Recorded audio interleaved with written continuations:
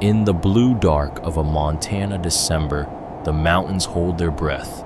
Snow covers everything: the road, the trees, the long silence between one town and the next. From above, it is just white and gray, and the occasional smear of headlights moving through the dark like something trying to find its way home. Closer now, a road that is barely a road. Two frozen grooves in the earth leading upward through the pines. Closer still, a lodge at the end of it. 3 stories of gray stone and weathered timber alone on the mountain. The way only things that have been there a very long time are alone, not abandoned. Waiting. On the porch, a single lamp burns. It has been burning every night for 40 years. Inside, something is hidden under the floor of room 4. Has been hidden there for a long time. Long enough that the person who hid it is gone now. Long enough that no one living knows what it means. Until tonight, a bus door opens in the cold. She was 19 years old, and she had been sleeping in a laundromat for 11 days. Not metaphorically sleeping, not struggling to find her footing, or between living situations, the way people say when they want to make a thing sound smaller than it is. She was sleeping on the folding table between the 3rd and 4th dryer from the left, because the 3rd dryer ran all night and threw enough heat to keep the cold from becoming dangerous. She had learned this on night 2. Night 1, she had slept on the bench near the door and woken up with her fingers numb and a man staring at her through the glass. She did not sleep near the door after that. Her name was Dwin Farley, 19 years old, 5 feet 4, brown hair that needed cutting, a coat that had belonged to someone else, a woman at the church donation bin who had looked at Dwin's thin jacket and said nothing, just handed the coat across without making it a thing. The coat was olive green and too large in the shoulders and smelled faintly of cedar and old perfume. Dwin wore it every day. She had stopped noticing the smell around day 4. Now it just smelled like her. She had $19 folded into the lining of the coat. Not in her pockets could be picked, pockets could fall out, pockets were the first place anyone looked. The lining, a small tear she had made herself with her thumbnail just big enough to slide a folded bill through. $19 in bills of various sizes that she had been adding to and subtracting from for 3 weeks, and the current total was 19. 11 days in the laundromat. $19. And a letter. The letter had come 8 days ago. She had been working the counter at the laundromat, not officially working, not paid, but the owner, Mr. Sabo, was 73 and his eyes were bad, and he had decided sometime in week 1 that Dwin was a fixture like the change machine and had stopped asking questions about why she was always there. She sorted. She helped old women reach the high machines. She watched the door. In exchange, Mr. Sabo did not ask her to leave. The letter had been slid under the door one morning while Mr. Sabo was in the back, and Dwin was eating a packet of crackers she had bought with 47 cents. She had seen it from across the room, a white envelope on the cracked linoleum floor, the kind of envelope that meant official, that meant someone had gone to the post office and paid for good paper. She had not moved toward it right away. She had sat there with her crackers and looked at it from a distance, the way you look at something when you are not yet sure if it is good news or the kind of news that wears good news clothes. Then she crossed the room, picked it up, her name on the front, her full name, which nobody used, Dwin Marie Farley, and below that, the address of the laundromat written in neat block letters. Someone had known to find her here. The return address, Muse and Associates Attorneys at Law, Caldwell, Montana. She had put it in the lining of the coat with the $19, and she had not opened it for 2 days because opening it meant it became real, and real things in Dwin's experience had a way of becoming heavy very fast. She opened it on the 3rd day at 2 a.m. when the laundromat was empty and the dryers were all running and the sound was like low thunder, and the windows were fogged with the difference between inside and outside cold. She read it 3 times. Then she sat on the folding table and looked at the wall. Then she read it a 4th time. The letter was from a man named Garrett Muse, attorney.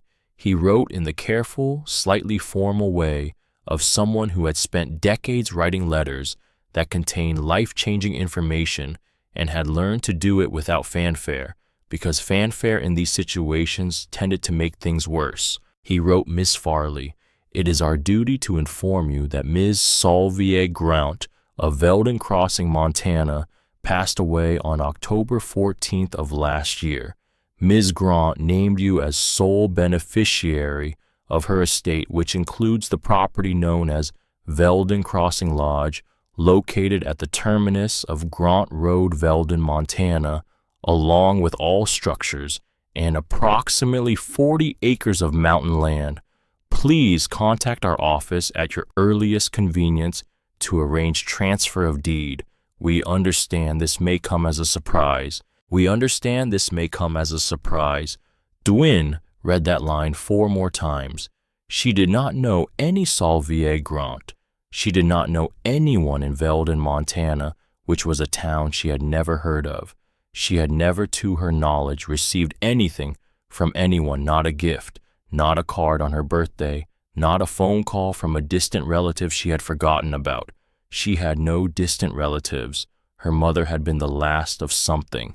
And yet, at the bottom of the letter, below the attorney's signature and the office address and the small print about responding within 30 days, there was a handwritten note, added in pen blue ink, slightly messier than the typed text above it, like something added at the last moment, like something the writer had almost not included. She said you'd know what to do with this. And taped below those words, wrapped in a small square of cotton cloth, a coin, old, silver or silver-colored, worn smooth at the edges from long handling. She turned it over. 4 numbers on the back, 1965. That was all. No explanation, no other note. Just the numbers worn into the metal by decades of someone's thumb. Dwin held the coin in her palm for a long time. It was warm. That was the thing.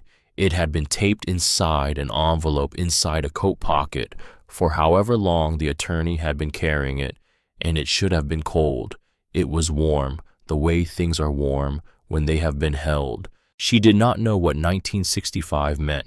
She did not know what she was supposed to do with a coin and an inherited lodge from a dead woman she had never met in a town she had never heard of.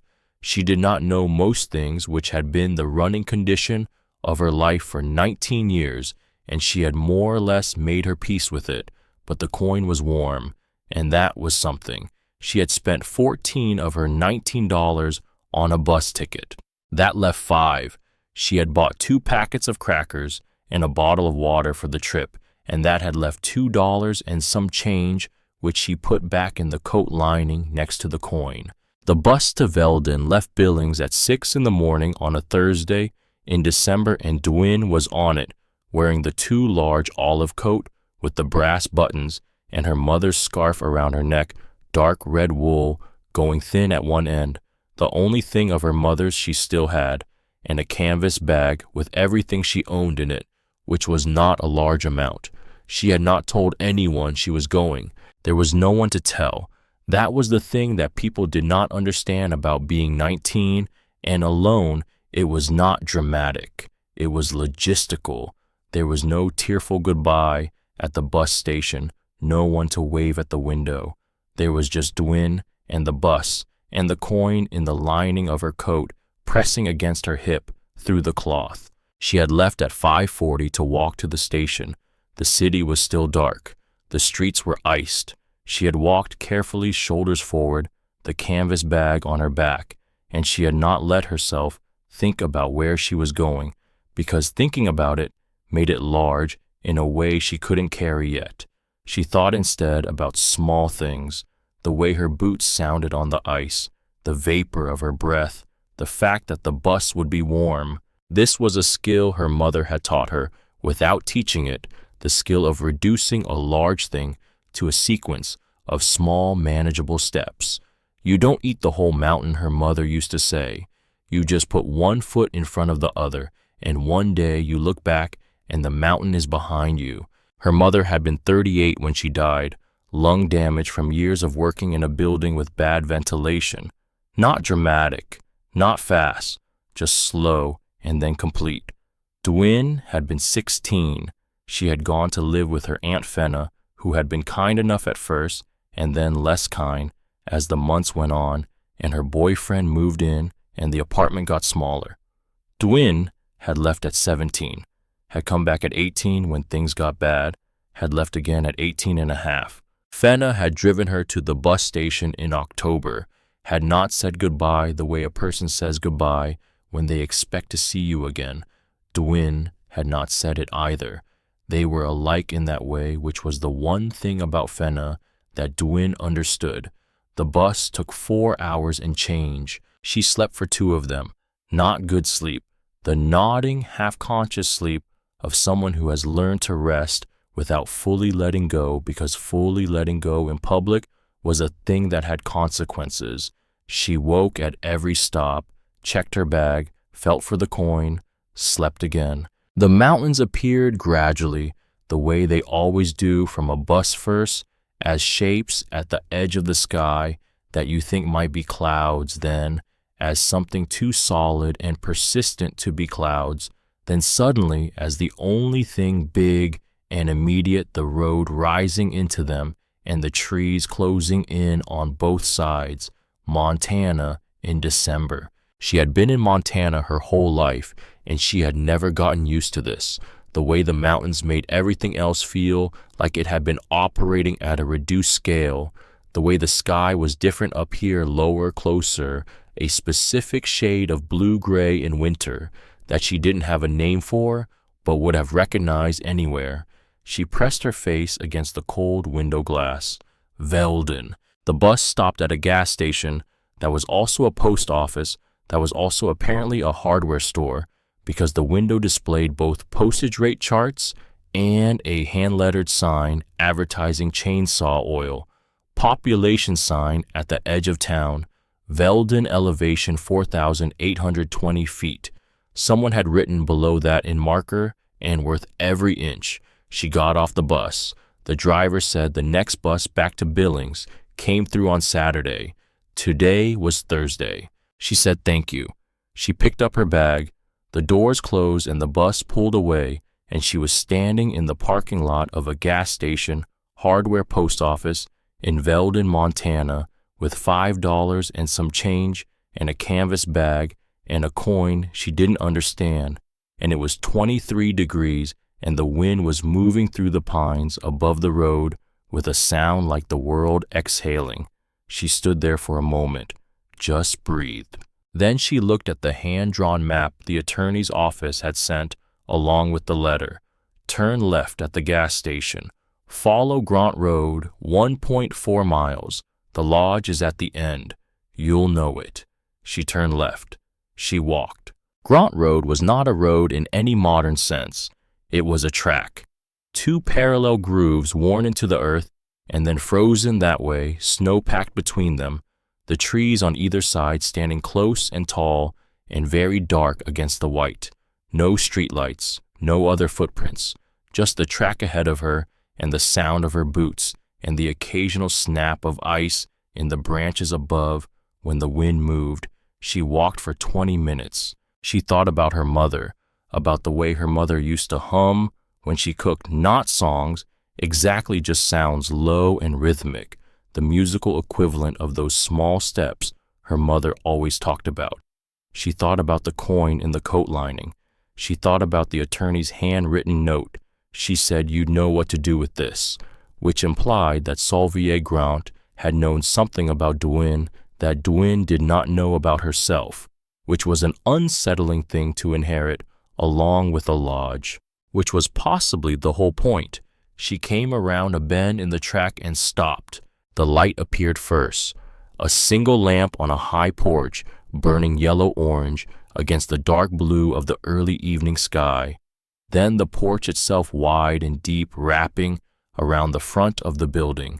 Then the building 3 stories of gray mountain stone and silver weathered timber, the kind of structure that had not been built so much as grown, that had been added to and repaired and added to again over decades until it had become less a building and more a presence. A turret on the east corner, shutters painted once in deep red, now faded to the color of old blood, the red still showing in the cracks. And around the base of the porch, pushing up through the snow in tight orange gold clusters, marigolds, in December, in Montana, flowering. She stood at the bottom of the path and stared at them for a long time. They were everywhere, along the porch boards, up through the frozen ground, beside the steps, following the railing post by post in small, determined groups. Every shade of yellow and orange and copper, the blooms tight in the cold but open, alive. Flowers didn't do this. Not in December, not in Montana at elevation. She knew enough about winter to know that. And yet there they were, stubborn and small, and improbably present, as if they had decided the rules did not apply to them, as if they had been here long enough to make their own. She thought about the attorney's note again. She said, "You'd know what to do with this." She didn't know anything yet. She was 19 years old, and she had walked 1.5 miles in the dark with $5 and a mysterious coin, and she did not understand anything that was happening. But she was looking at flowers in December, at the top of a mountain, on the porch of a lodge she apparently now owned, and something in her chest, small and unfamiliar, and not quite what she would have called hope, but in the neighborhood said, "Okay, go up." She went up. There was a man on the porch. She saw him when she was halfway up the path. He had been there already, she realized, standing in the shadow beside the porch door, very still, the kind of stillness that belonged to a person who had learned to be patient at a cellular level. He was tall, old, 80 maybe or close to it, a flannel shirt the color of pine bark work pants that had been mended at both knees with denim from a different pair.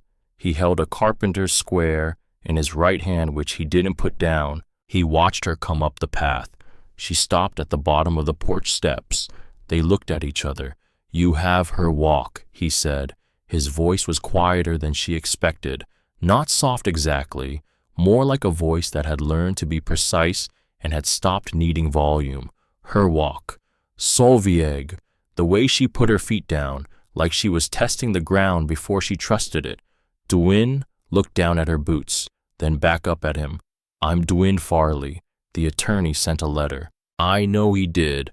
I told him where to send it." He came down the steps carefully, one hand on the railing, but not slowly, not the way old people moved when they needed to be slow, just careful, the way a man moves who has learned to respect ice. Pederuv. I knew this house when Solveig had just moved in. I built the porch railing in '86 after the old one rotted, re-chinked the north wall in '94, fixed the boiler 4 times, and after she died, he paused at the bottom step, looked at her with eyes that were very steady and a particular shade of blue-gray that matched exactly, she thought, the Montana winter sky. After she died, he said, I kept the lamp on. She looked up at the porch light. Every night, he said, she told me someone would come. There was nothing to say to that. Or there were 100 things to say to it, and none of them were right yet. And so she said the only sensible thing available. Can I see inside? He went up the steps, held the door. There's coffee, he said. I make it weak. Solveig always said I made it too strong. She went through the door. The lobby was bigger than it looked from outside. High ceilings, the beams visible and old and very dark, the wood of them gone almost black with age and smoke.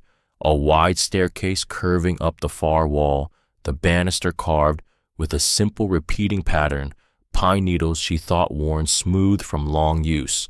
On the right wall, the reception desk, dark oak, a lamp with an amber shade throwing a circle of warm light. Behind the desk, a row of brass key hooks numbered 1 through 12, the numbers painted in gold that had mostly faded. Most hooks held nothing. 3 still held keys. Dust moved in the amber light, the slow golden kind, the kind that suggested the dust had been there for years and had organized itself. It smelled like cedar, like old wood and cold stone, and something underneath faint, sweet pepper warm that she couldn't name for a moment. Then she could. Marigolds, the dried stems and petals of marigolds, the smell that comes from them when they've been pressed or dried or simply been present in a place long enough to become part of the air. She stood in the middle of the lobby and breathed it in. Peter had gone to make the coffee. She could hear him moving in the kitchen at the back, the sound of water, the low sound of a burner igniting. She was alone in the lobby with the amber light and the dust and the smell of marigolds and the 12 key hooks and the 3 remaining keys. She walked to the reception desk. In the long, shallow drawer below the counter, the kind of drawer that had once held guest cards and pencils and the small record-keeping of a working hotel, she found a guest register, green leather cover, the spine-cracked pages thick. She opened it. The first entries were from 1956. The handwriting changed by decade, a different register keeper for each era of the lodge. She turned pages slowly, the way you turn the pages of something old that you're not sure you have the right to read. She found what she was not looking for on page 47. Summer 1961, a signature in handwriting that sloped slightly left, that had the quality of someone who had learned to write carefully because their letters had to be worth the effort of reading them. 2 words in the column marked Purpose of Visit to Find. The name in the name column, Solvier Grount Billings MT. To find. No object, no person, just the verb and its hope. Dwin closed the register carefully. She set it back. She looked at the 3 remaining keys on their brass hooks. Number 4, number 7, number 12. Peter brought the coffee in 2 mugs. Hers had a chip in the handle. His had a faded illustration of a mountain on the side that might have been the Rockies or might have been anything. They sat at the kitchen table. The kitchen was large and clean and very cold in the corners, the kind of cold that radiates from old stone walls no matter how long you run the heat. The table was wood old enough to have the memories of 100 meals in its surface. A window above the sink looked out at the darkness and the snow, and just barely visible in the porch light, the orange heads of marigolds. "Tell me about her," Dwin said. Peter wrapped both hands around his mug, looked at it. "She came in the winter of '83, he said. Drove up in a truck that shouldn't have made it on these roads. It did anyway. Solveig had a way of convincing machines to do unreasonable things." A pause. "She had 2 boxes of tools and a chainsaw and a duffel bag. She paid the county tax that was owed, which nobody had paid in 3 years, and she moved in. And she stayed. For 40 years. For 40 years. She rented rooms in the summer. She fixed things herself when they broke. She kept the garden." He looked up. "She never talked much about before. Before Veldon, before the lodge. Whatever she was running from or toward, she didn't say. And I didn't ask because up here you learn that some things people carry are theirs to carry. But she left it to me. She left it to you." "Why?" Peter looked at her for a moment, the way a person looks when they are deciding how much of the truth to give someone they're not sure can hold it yet. "She said she knew whose it should be," he said finally. "She didn't explain more than that. Solveig never explained more than necessary." Dwin looked down at the coffee. It was weak as advertised. but it was hot and she was cold down to a level she hadn't fully acknowledged until now, the deep cold that had settled in during the walk up the road and the standing in the snow, looking at impossible flowers. "There's something else," she said. "She told the attorney to give me a coin with 4 numbers on it." Petter was quiet for a moment. 1965, he said. "You know about it." "I know about the coin. I don't know what the numbers mean. She gave it to Muse a year before she passed, said someone would come and would need it." He looked at her steadily. "She seemed to think you'd figure it out." Dwin touched the coat lining without thinking, felt the small hard circle of the coin through the cloth. "I don't know anything," she said. "I don't know why she chose me. I don't know who she was to me or who I am to her. I've never been here before. I didn't know this town existed." "No," Petter said. "You wouldn't have." There was something in his voice, not quite a secret, the shape of a secret, the space around something that hadn't been said. "What does that mean?" He looked down at his hands. The knuckles were swollen, the skin on them cracked from cold and decades of work. A man's hands that had spent their life being useful. "It means," he said slowly, "that there are some things about this lodge and this family that have been kept quiet for a very long time, and I think the reason Solveig sent for you is that she believed the quiet had gone on long enough." He lifted his coffee, drank, set it down. "But I'm not the right one to tell you those things. The lodge will show you." That's how she put it. "The lodge will show whoever comes. Let it work in its own time." Outside, the wind moved through the pines. Inside, the kitchen was warm and amber and smelled of coffee and old wood and the faint ghost of marigolds. Dwin wrapped her hands around the chipped mug. She thought, "I don't know anything. I have $2 and a coin and a coat that belonged to a stranger, and I am sitting in the kitchen of a lodge I inherited from a woman I never met on a mountain in a town I'd never heard of 3 days ago. She thought I have been sleeping on a folding table for 11 days. She thought the lamp on the porch was lit." "Okay," she said aloud. Peter looked at her. "Okay," she said again. "Show me the rooms." He showed her room 7. It was on the 2nd floor at the end of the hall, the last door before the window that looked out over the east side of the mountain. The room was cold in the way all the rooms were cold. A single bed with a quilt that had been washed recently. She could smell it, the clean cotton smell. A small fireplace, the hearth clean and ready logs already laid. A writing desk by the window, the kind of desk a person sat at to think rather than to work. On the mantel above the fireplace, a clock, brass case, round face, the kind called a carriage clock, the sort that sat on mantels in houses that had histories. It was ticking. The tick was soft and regular, and she realized she hadn't heard a clock tick in months, and the sound of it filled some small cold space in her chest that she hadn't known was empty. She set her bag down. Petter lit the fire.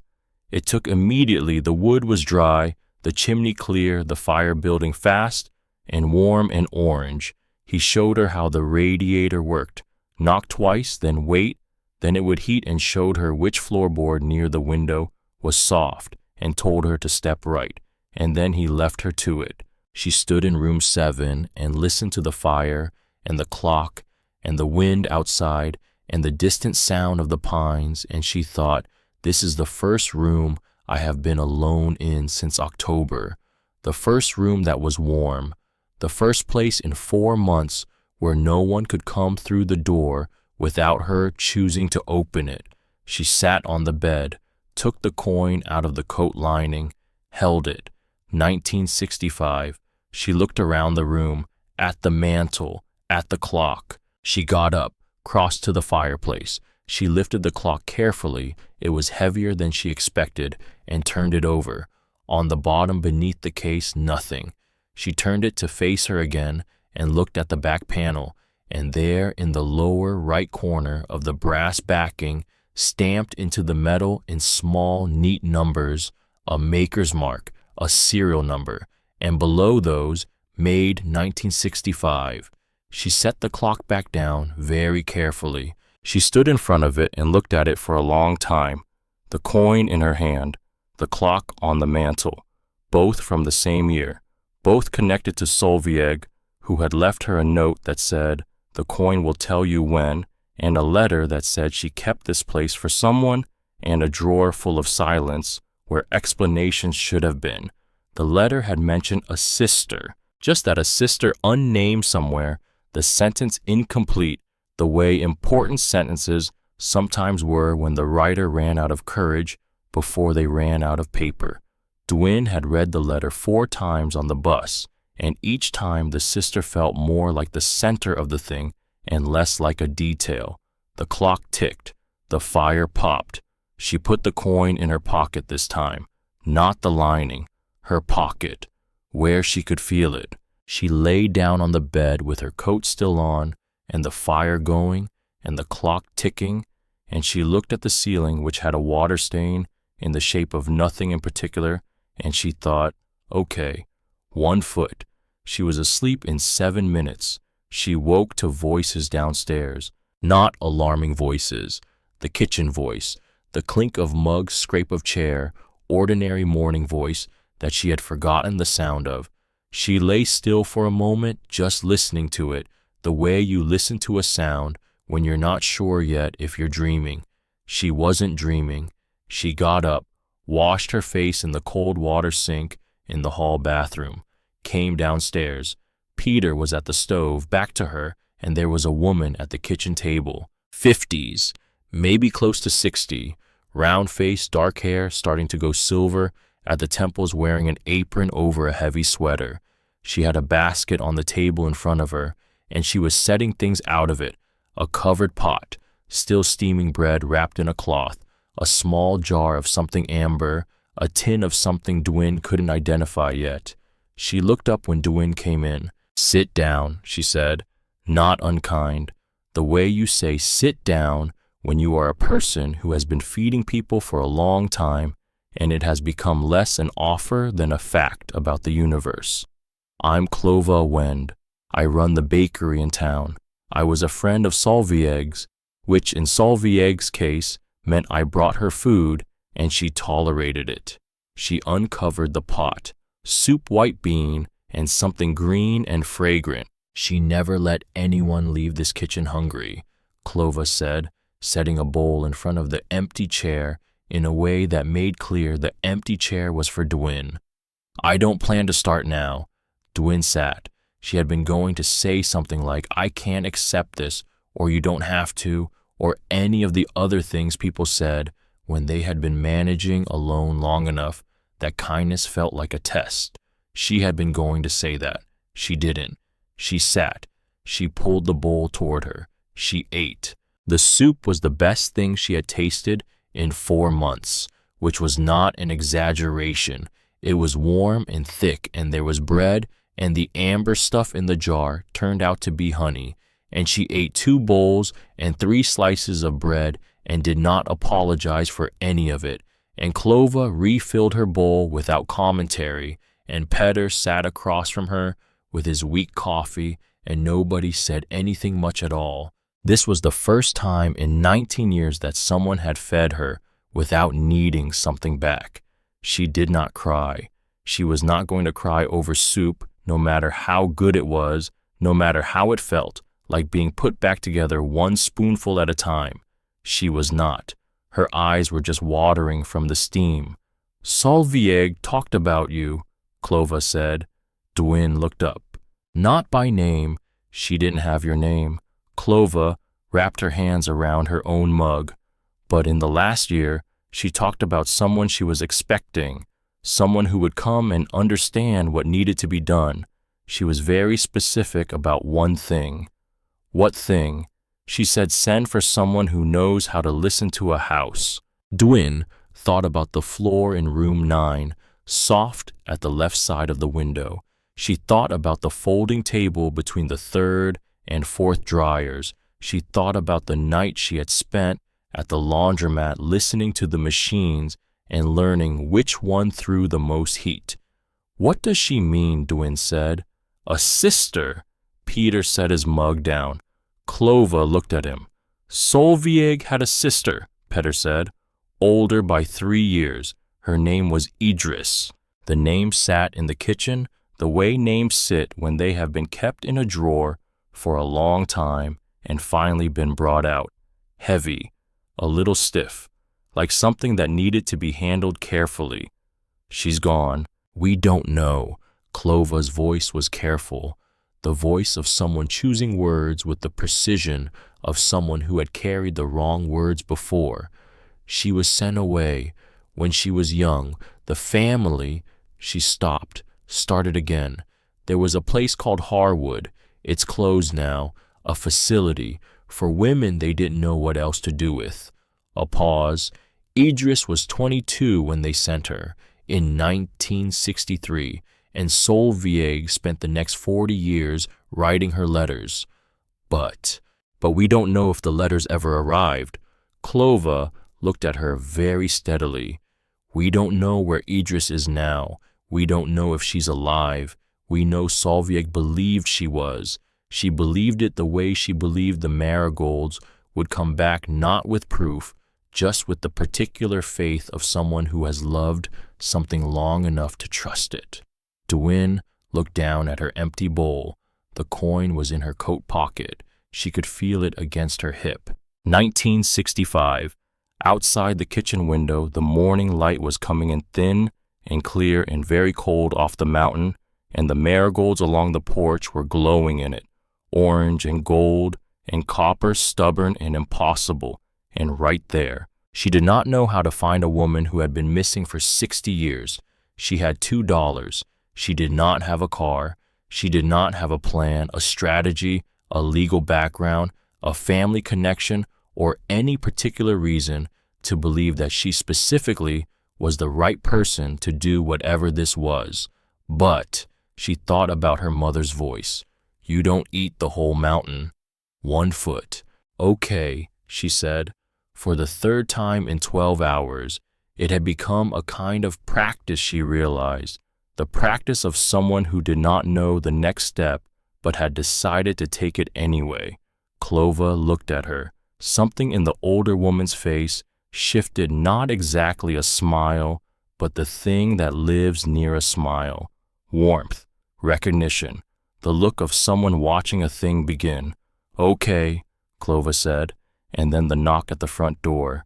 Not a polite knock. The knock of someone who had practiced knocking on doors and knew that the sound a knock made told you something about the person making it, and who had decided at some point that they wanted their knock to say, "I am already inside. You simply haven't opened the door yet."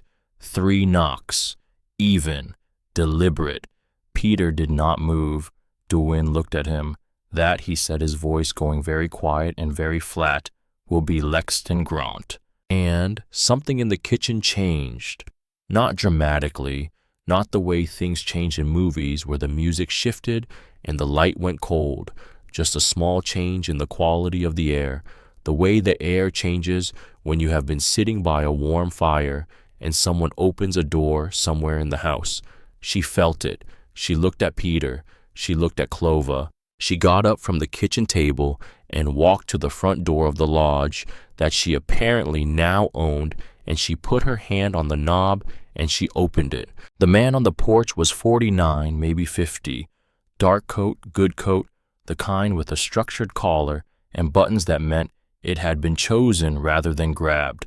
A leather case under one arm, the kind that held documents. He was not tall, but he stood the way tall people stood, maximizing his footprint, using the porch steps to put himself slightly above her eye line. He looked at her the way people look when they have already decided what they are seeing. "Lexton Grant," he said. His voice was the boardroom version of his knock. Precise, pre-settled. "I represent the Grant family estate, and I believe we have a property matter to discuss." He had papers in the leather case.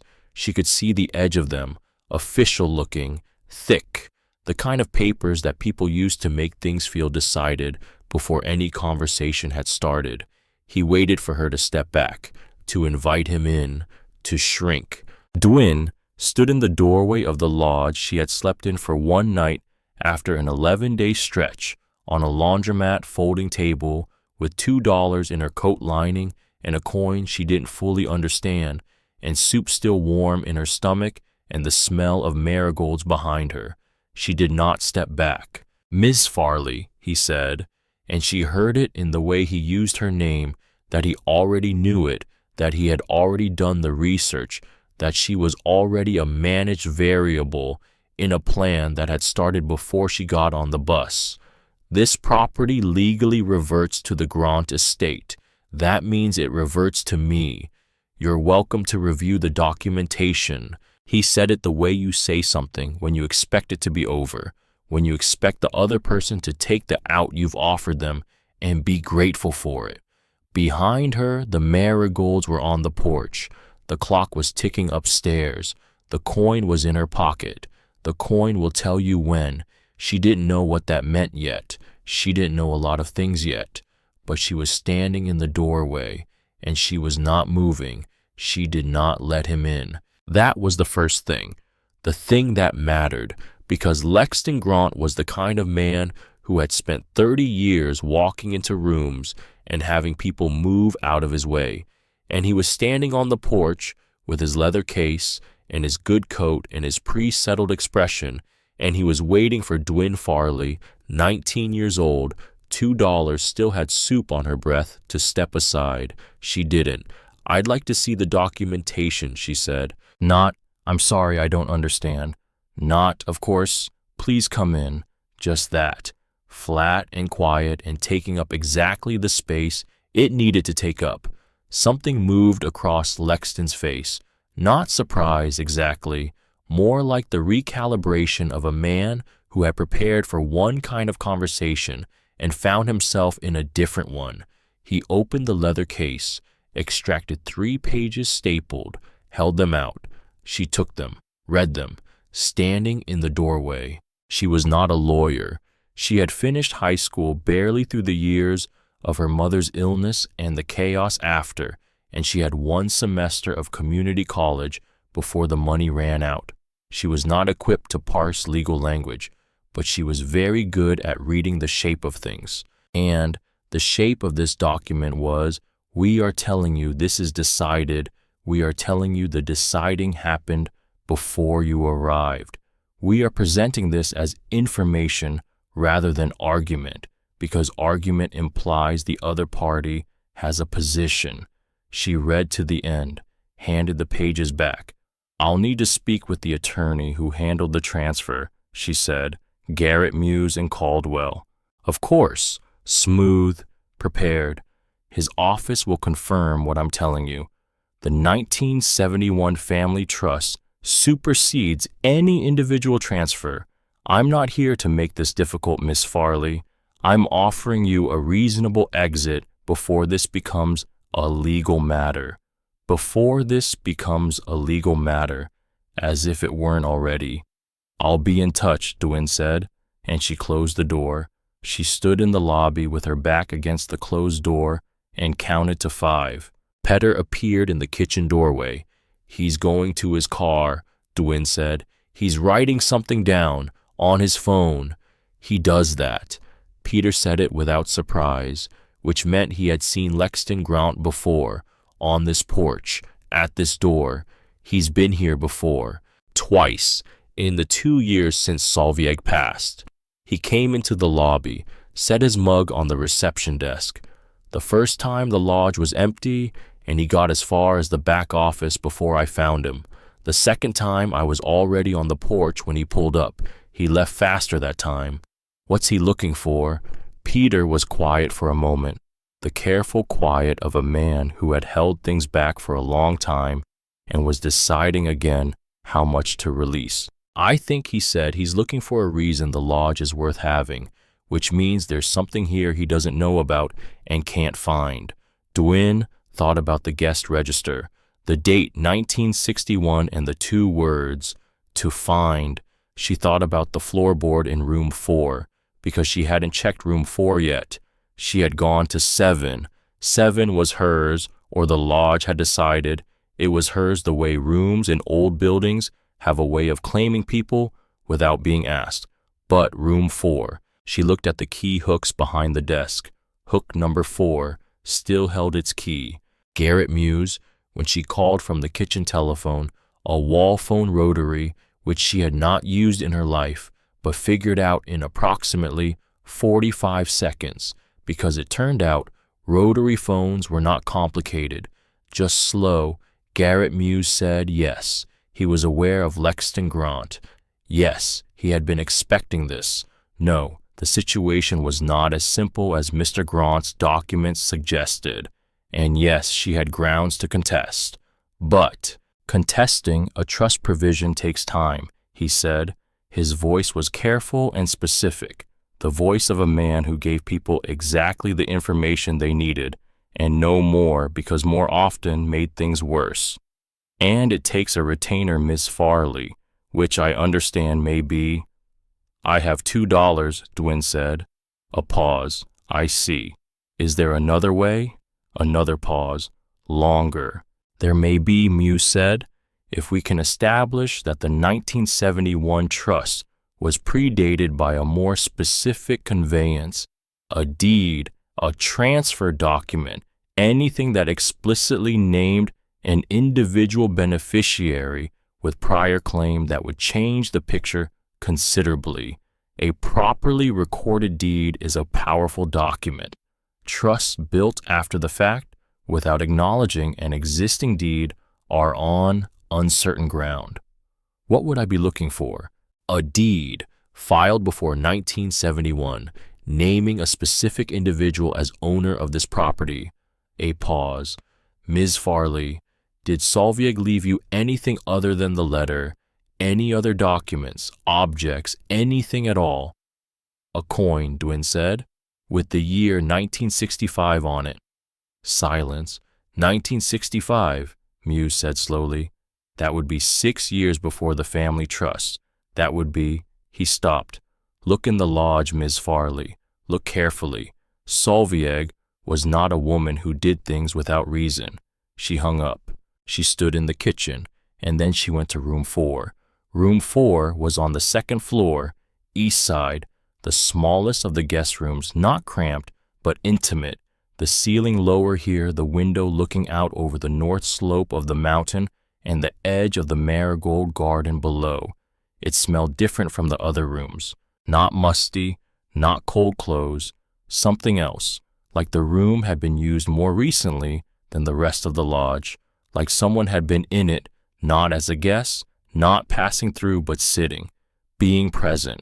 The furniture was simple, a single bed, a small dresser, a chair by the window positioned to look out at the mountain, and on the sill a row of small objects, pine cones, a piece of quartz, a pressed flower under a glass circle, arranged with the deliberate care of someone who had few things and valued all of them. Dwin stood in the center of the room. She didn't know what she was looking for. That was fine. She had learned in 11 days of sleeping on a folding table that you didn't always need to know what you were looking for. Sometimes you just had to be present in a space long enough for the space to show you. She did what she always did. She knocked, walked the perimeter of the room, knuckles against the wall, listening. The sound changed near the northwest corner, not hollow exactly, but different, a resonance, like the wall was thicker there than it should have been. She pressed, nothing moved. She knocked the floor, around the bed, along the wall, near the window, and there, near the window, just off center to the right. The sound was different, not the flat thud of wood over subfloor, something underneath, space. She got on her knees. The floorboard was nailed like the others, but the nails were slightly newer, the color of the nail heads brighter than the surrounding boards, like they had been reset at some point, like someone had lifted the board and put it back. She went to get Peder's flat pry bar from the toolkit in the kitchen closet. 3 boards came up. Underneath a wooden box, not a chest, not a crate. A careful box, the kind a person builds themselves with good lumber and attention to the joints, the kind that is made to last rather than to impress. The wood was cedar. It smelled like the lodge's own air, but more concentrated, deeper, older, the smell of intention. She lifted it out, set it on the floor, opened it. Inside, a cloth bag, canvas tied at the top, and an envelope, a different envelope from the attorney's older, the paper yellowed at the edges, sealed with the careful attention of someone who had written it a long time ago and expected it to wait. She opened the bag first.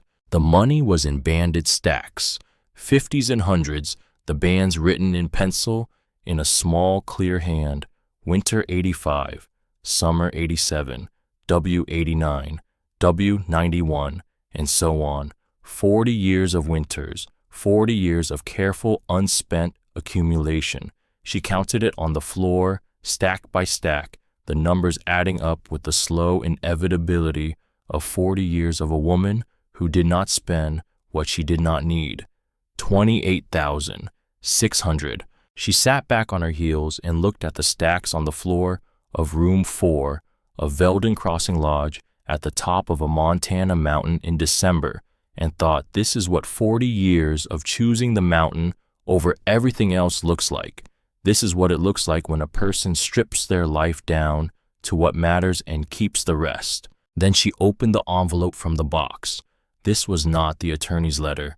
This was something different, longer, older, written in a hand that had spent 40 years finding its purpose and knew exactly what it wanted to say. The letter of Solveig Grant was 3 pages handwritten, the penmanship of a woman who had learned to write carefully because she had spent most of her life in a place where everything she wrote was the only version of herself that traveled beyond the mountain. My name is Solveig Grant. I have kept this lodge since the winter of 1983. I came here in a truck with 2 boxes of tools and a chainsaw, and I did not leave for 40 years. I kept it because the mountain does not ask questions. When I arrived, I needed a place that would not ask me to explain what I had survived or what I was afraid of or why I preferred the company of timber and stone to the company of most people I had met. The mountain did not ask. I stayed. The money is what 40 winters look like when you do not spend what you do not need. There were years I could have used it. I did not. I was keeping it. A word about the practical things. The west boiler knocks before it warms. Let it knock. It always warms. The spring is 160 feet north. Past the woodpile, there is a flat stone that marks it gray. With 1 white stripe, you will not miss it. The floor in room 9 is soft at the left side of the window. Step right, always step right. The chimney in the east suite draws better if you open the hall window 2 inches first. These are small things, but the small things are the ones that matter when you are trying to keep a large thing alive. I am telling you about the practical things because I want you to understand that what I am leaving you is not a symbolic gesture. It is a working property. It will need work. It will need someone who is willing to learn what it needs and do what it asks. I believe you are that person. I cannot tell you why I believe this because the reasons are not the kind that translate into language. They are the kind you know when you know. There is a sister. Her name is Idris. She is 3 years older than me, which makes her 83 if she is still living, which I believe she is. I have no proof of this. I believe it the way I believe the marigolds will come back. I have been wrong before about things I believed without proof. I am prepared to be wrong about this, but I do not think I am. She was sent away in 1963. I was 19 and could not stop it, and I have spent 60 years living in the space that created. She was sent to a place called Harwood Institute, outside of Missoula, which closed in 1981. I do not know where she went after. I wrote to every place I could find. Most letters were returned. Some were not returned, which I took as a sign that someone received them. though no one ever wrote back. I kept this lodge for her. I kept it because it was the only thing I could do, because I could not find her, because every time I tried, the doors were closed, the records were sealed, the trail went cold, so I stayed here, and I kept the place that was hers by right, and I tended her garden, and I kept the lamp burning. The coin. The numbers are 1965. There is a deed filed that year, with the county naming Idris Grant as sole owner of this property. The deed predates the family trust by 6 years. Our father signed it. He was not a kind man, and he did not do many right things, but he did that one. Maybe he knew by 1965 what the family was planning. Maybe he wanted to leave her something that could not be taken. I do not know his reasons. I only know the deed exists. Find it. Find her. Bring her home. The house has been keeping. That is all I ever told anyone when they asked. The house is keeping. I meant it the way a person means it when they have left a candle burning in a window for someone who is a long way off and they do not know if the person can still see the light, but the candle is still lit, and I believe she can. I hope this gives you somewhere to stand. I hope it gives you more than that. Solveig Grant, August 3rd, 2021. Dwin sat on the floor of room 4 for a long time after she finished reading, not crying. She was not a crier. Her mother had not been a crier. It was a family trait, she supposed, though she only had one data point. The feeling was there, large and complicated, and pressing in from all sides, but it did not come out as tears. It came out as stillness, as the kind of absolute quiet that happens when something has moved in you so completely that everything else stops to make room. A sister, still alive maybe, 83 years old, somewhere in Montana, a deed filed in 1965, a coin with the year on it. The coin will tell you when to look, when to use it, when the deed mattered. Now. The deed mattered now. She came downstairs with the letter and the coin and the money. She had put it back in the box and brought the box, and she set everything on the kitchen table, and Petter looked at it and then looked at her, and something in his face went very still and then very open, like a door. She told you, he said, about Idris, about the deed. She sat down. Did you know about the sister, not the deed? He sat down across from her, set his hands flat on the table.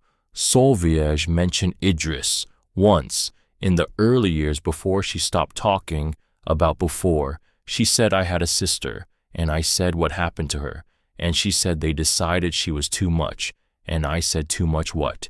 And she said, he stopped, breathed. She said too much of everything she actually was.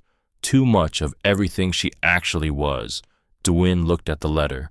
I need to find the deed, she said, and I need to find Idris. The county office in Caldwell would have the deed. If it was filed in 1965, it should be on record. And Idris, Petter looked down at the table. There's someone, he said, in town. She knew Idris when they were children, when Idris was still here. She's been here a long time. A pause. Her name is Zora Streck. She taught school here for 30 years. She doesn't talk about the past much. But she might talk to me. I think, Petter said carefully, that she's been waiting to talk to someone for a long time.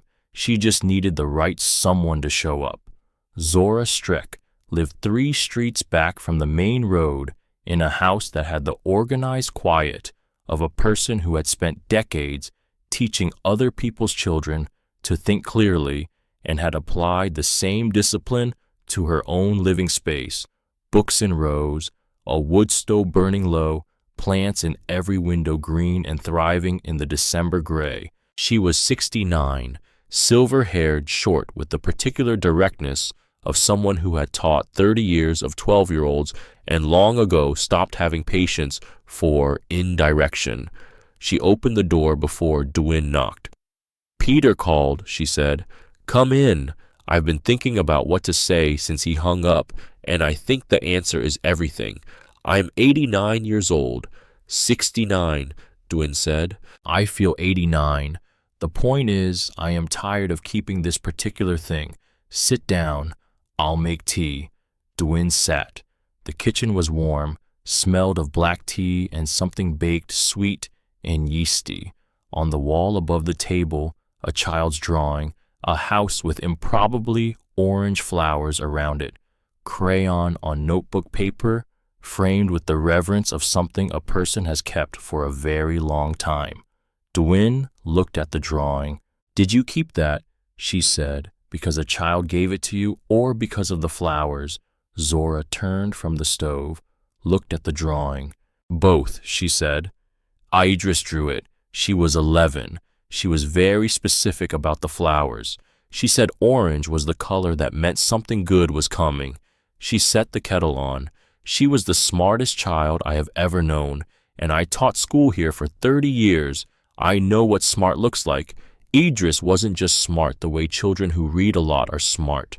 She was the kind of smart that has its own grammar, that sees the world in a structure other people can't quite perceive. And the family called it wrong. The word came out flat and cold and final.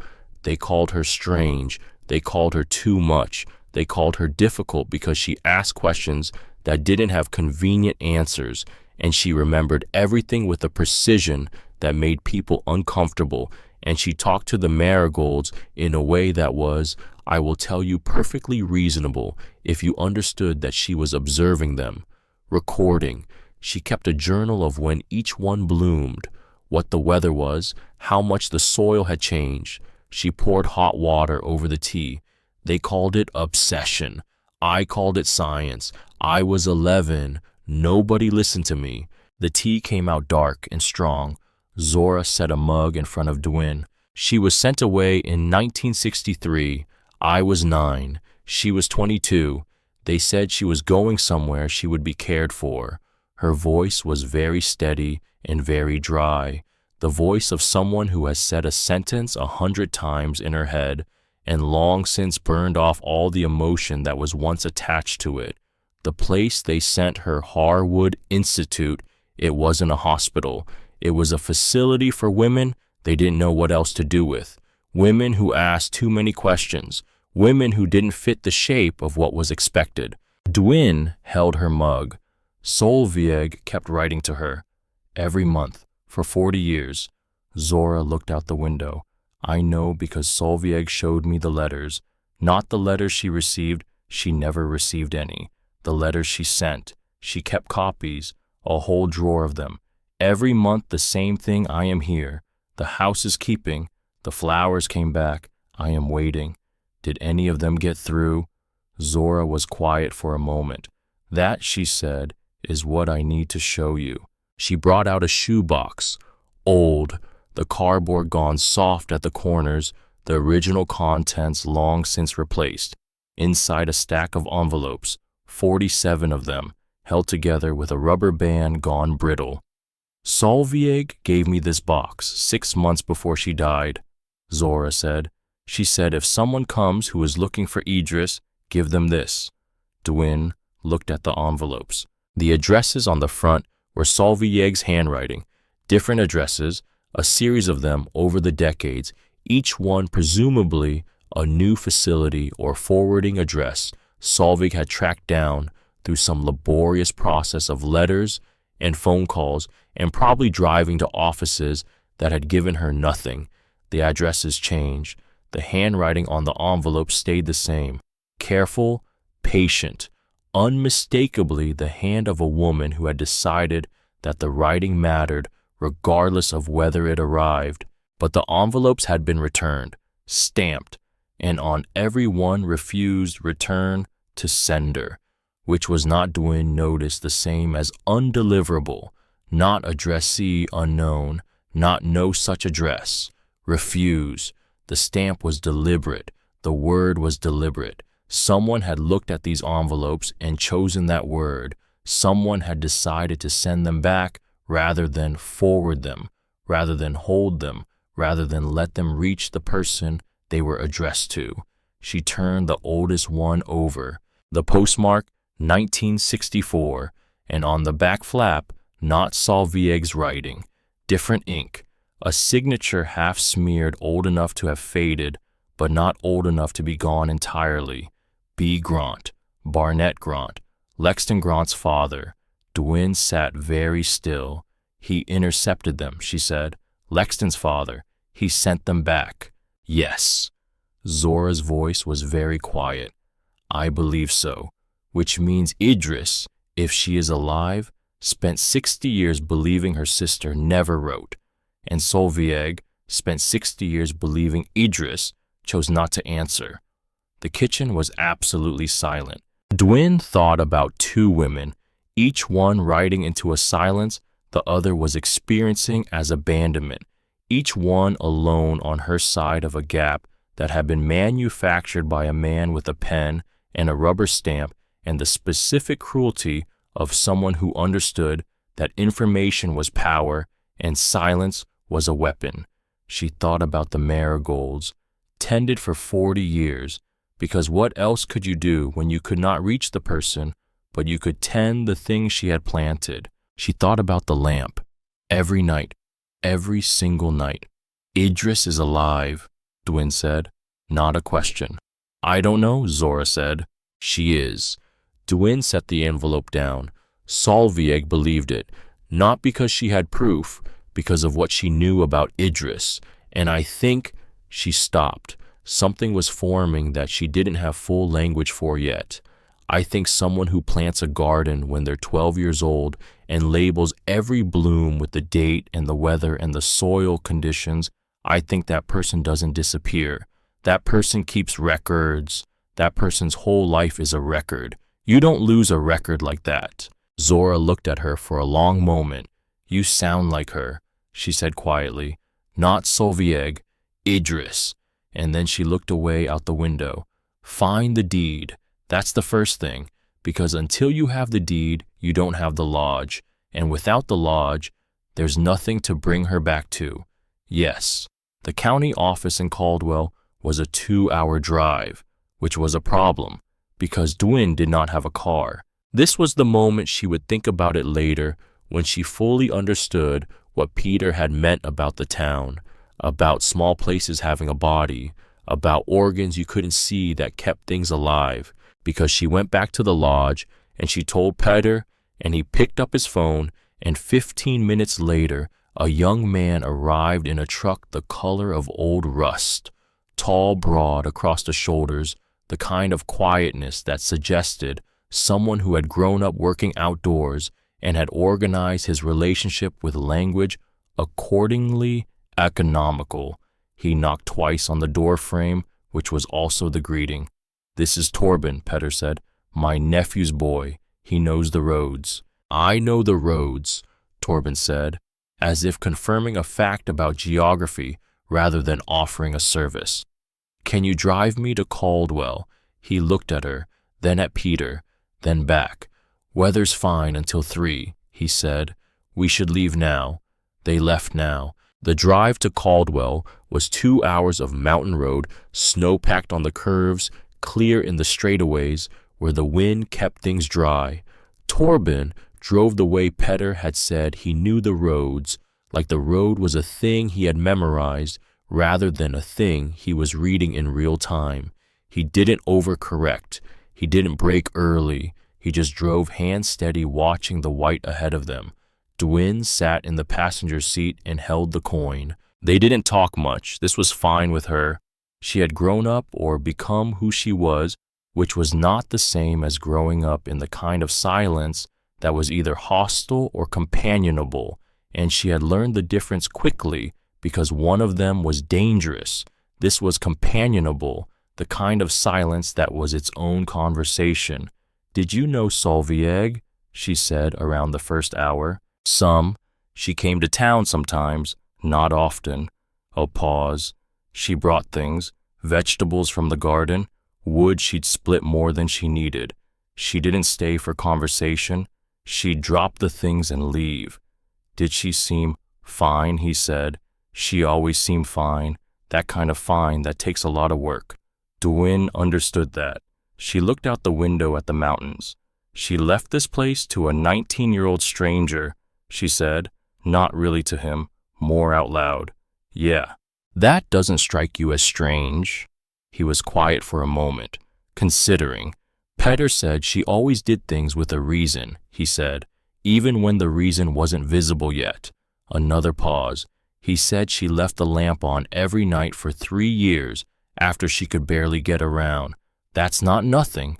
It wasn't nothing. The county office in Caldwell was a low brick building with fluorescent lights and the smell of decades of paper.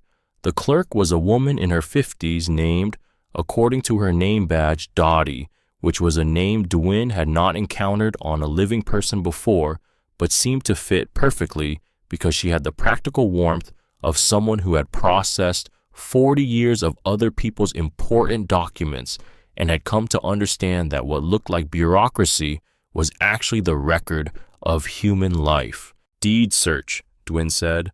Veldon Crossing Lodge, filed 1965, Garfield County. Dottie typed, slowly, deliberately. You got a name on the deed, Grant, Idris Grant.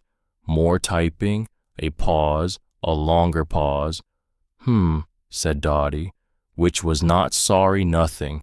It was the particular HM of someone who had found something unexpected. There is a deed, she said, filed June 12, 1965, Grant family property, Veldon Township.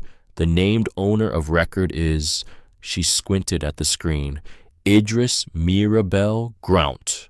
Dwyn's hand tightened on the counter. That deed, she said carefully, is it active? Has it been superseded by anything? Dottie read, scrolled, read some more.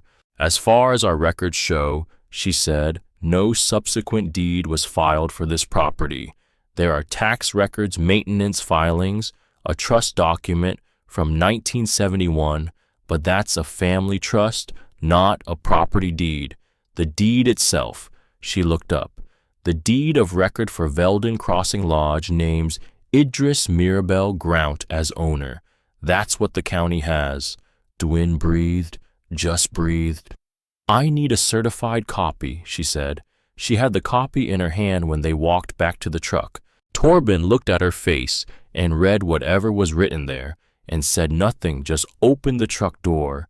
She got in. He got in. He started the engine. He looked at her.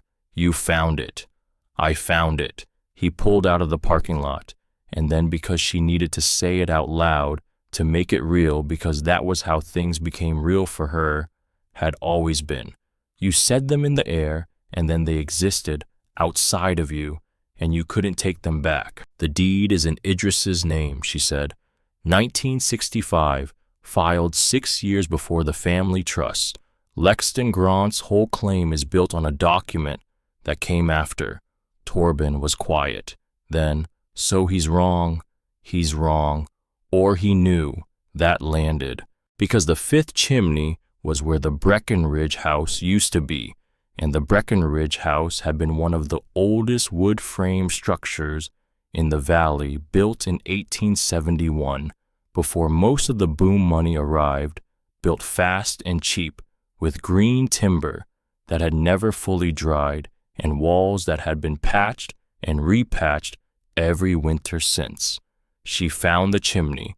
She started digging, except the first cut of her spade went through not just snow, but snow and rotten wood, which meant the roof had come down, not partially, completely. The snow had simply pressed down through the aged timber until the timber stopped pretending it could hold anything. She stopped. She thought. She knew by the time she got back to the lodge. It was from a law firm in Billings, not Lexton's firm, but a larger one, the kind that existed in a different category from anything Garrett Muse operated in, the kind with the floor of a building. The letter was 6 paragraphs, legal language, dense, but the shape was clear. She probed the snow at intervals with the spade handle, looking for the particular resistance pattern that meant debris rather than solid snow, which meant structure, which meant cavity, which meant there, northeast corner. The spade handle dropped 6 inches further than it should have at a point she estimated was above the original kitchen corner. Kitchens were often the last room standing. She had learned that yesterday. She dug carefully. The wrong cut in the wrong place could shift what remained of the structure.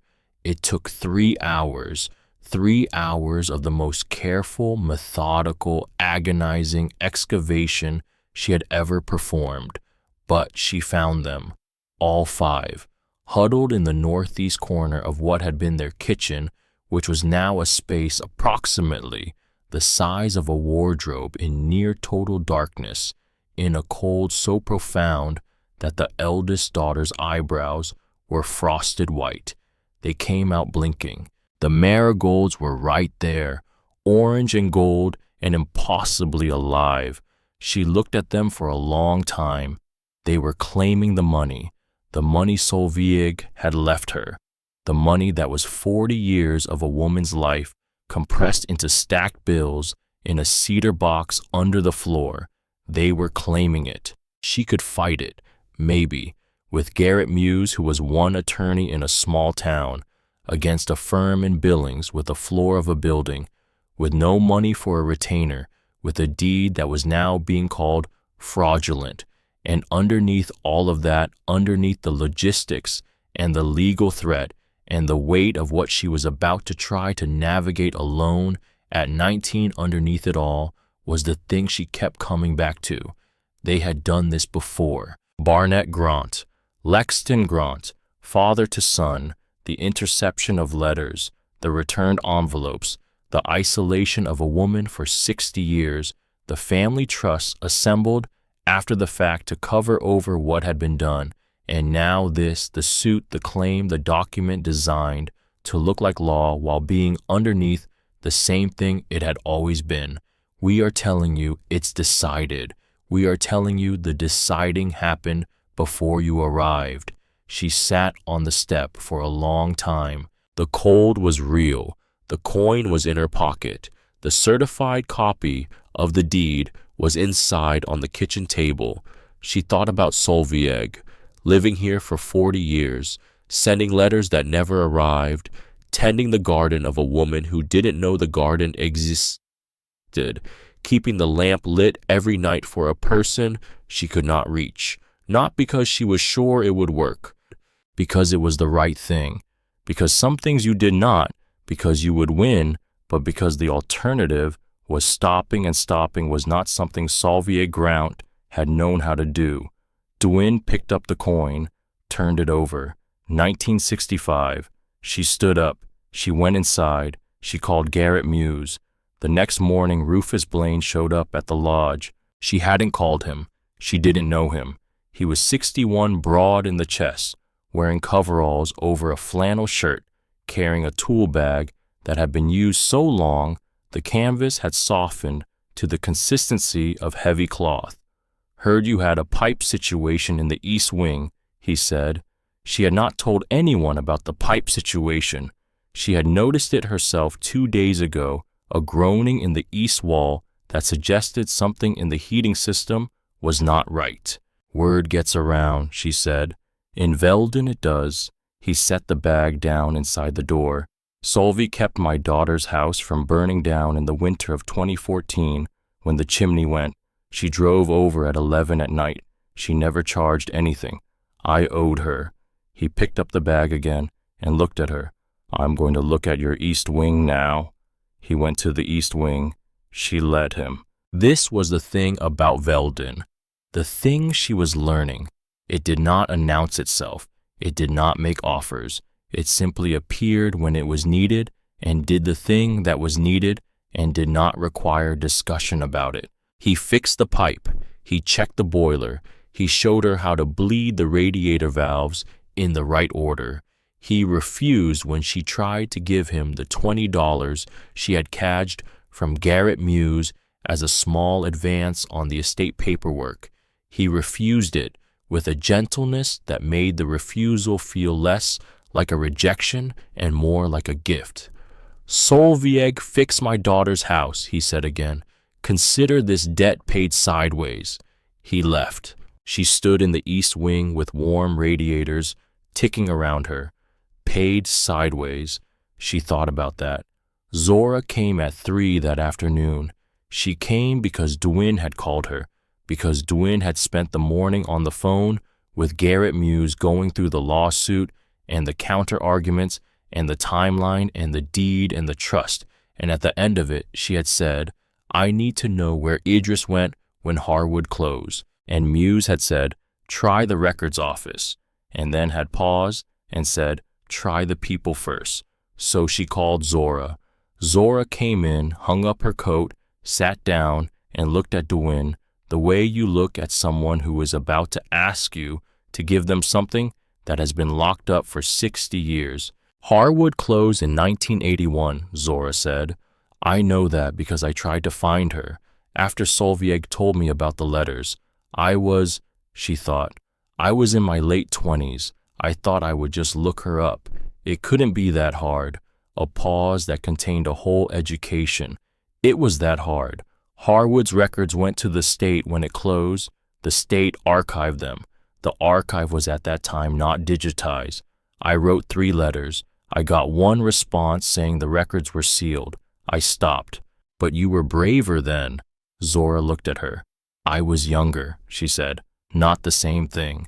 Did you ever hear the name Pinecrest, as in a place where patients might have been transferred? Zora went very still. Where did you get that name? Muse. He said when Harwood closed, most long-term residents were transferred to state-contracted facilities in western Montana. Pinecrest Home was one of them. Zora was looking at her with an expression Dwin could not immediately read. I drove past a place by that name, she said slowly. Once, in 1989, I didn't go in. I told myself I didn't have proof she was there. I told myself, she stopped. I told myself a lot of things. And then very quietly, Solveig never knew I'd done that. I never told her. The kitchen was still. I'm going to call them, Dwin said. She got up, went to the kitchen phone, dialed the number Muse had given her. 3 rings, a voice, careful, professional. Pinecrest Home, how can I help you? Dwin looked at Zora. Zora was not looking at her. She was looking at the child's drawing on the wall, the house with the orange flowers, the flowers that meant something good was coming. My name is Dwin Farley, Dwin said. I'm calling about a resident, Idris Mirabel Grount. I believe she may have been a long-term resident since approximately 1981. I'm calling because her sister kept a lodge for her for 40 years, and I need to know if she's still there. Silence on the line. A longer silence, then, can you hold for a moment, please? Music, quiet and tinny, and entirely wrong for this moment. Dwin stood at the kitchen phone and looked at the window and watched the marigolds outside, moving very slightly in the mountain wind, the orange heads tipping and righting and tipping again. Zora's chair scraped back. She came to stand beside Dwin, not touching her, just near. The hold music played, and then it stopped. Ms. Farley.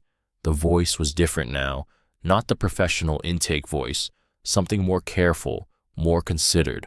Miss Grant is a resident here. She has been with us since 1989. A pause. I have to tell you she has not accepted visitors in many years. She has not opened her mail. She has not taken calls. I know, Dwin said. I know she hasn't, but I need you to give her a message. Just one, and then whatever she decides, that's what I'll do. What's the message? Dwin looked at the marigolds, at the lamp burning on the porch in the middle of the afternoon because Petter had turned it on that morning and she had not turned it off. Tell her her sister kept the lodge. The flowers came back.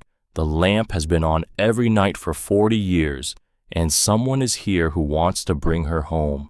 Silence. I'll pass that along, the voice said. She may not respond. I know. It could be days, or she may not. "I'll wait," Dwayne said. "I'm good at that." She hung up. The kitchen was very quiet.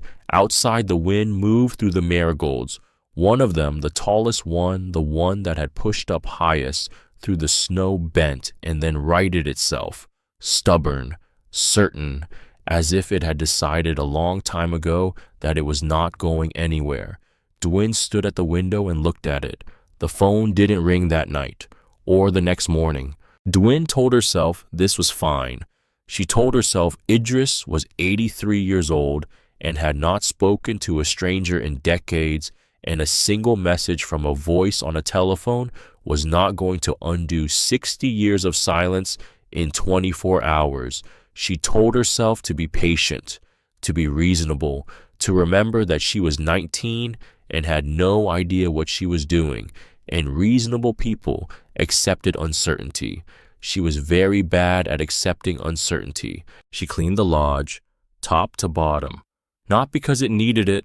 Peter's steady weeks of Wednesdays had kept it from true neglect, but because her hands needed something, and cleaning was the kind of work that let the mind run while the body stayed occupied. She swept the lobby. She wiped down the reception desk. She oiled the brass key hooks with a cloth she found in the kitchen, and they came up gleaming. 12 hooks, 3 keys, and the one she had moved number 4 now back in its place because the room it belonged to was not hers to claim. Number 4 was Idris's room, had always been Idris's room. She understood that now. The objects on the sill, the pine cones, the quartz, the pressed flower under glass, those were Solviegg's objects, placed there as a kind of keeping, the things you set out for someone who isn't there yet. Dwayne did not move them. She cleaned around them the way you clean around something that matters. The second morning, she called Garrett Muse. The court petition from the Billings firm had a response deadline of 30 days.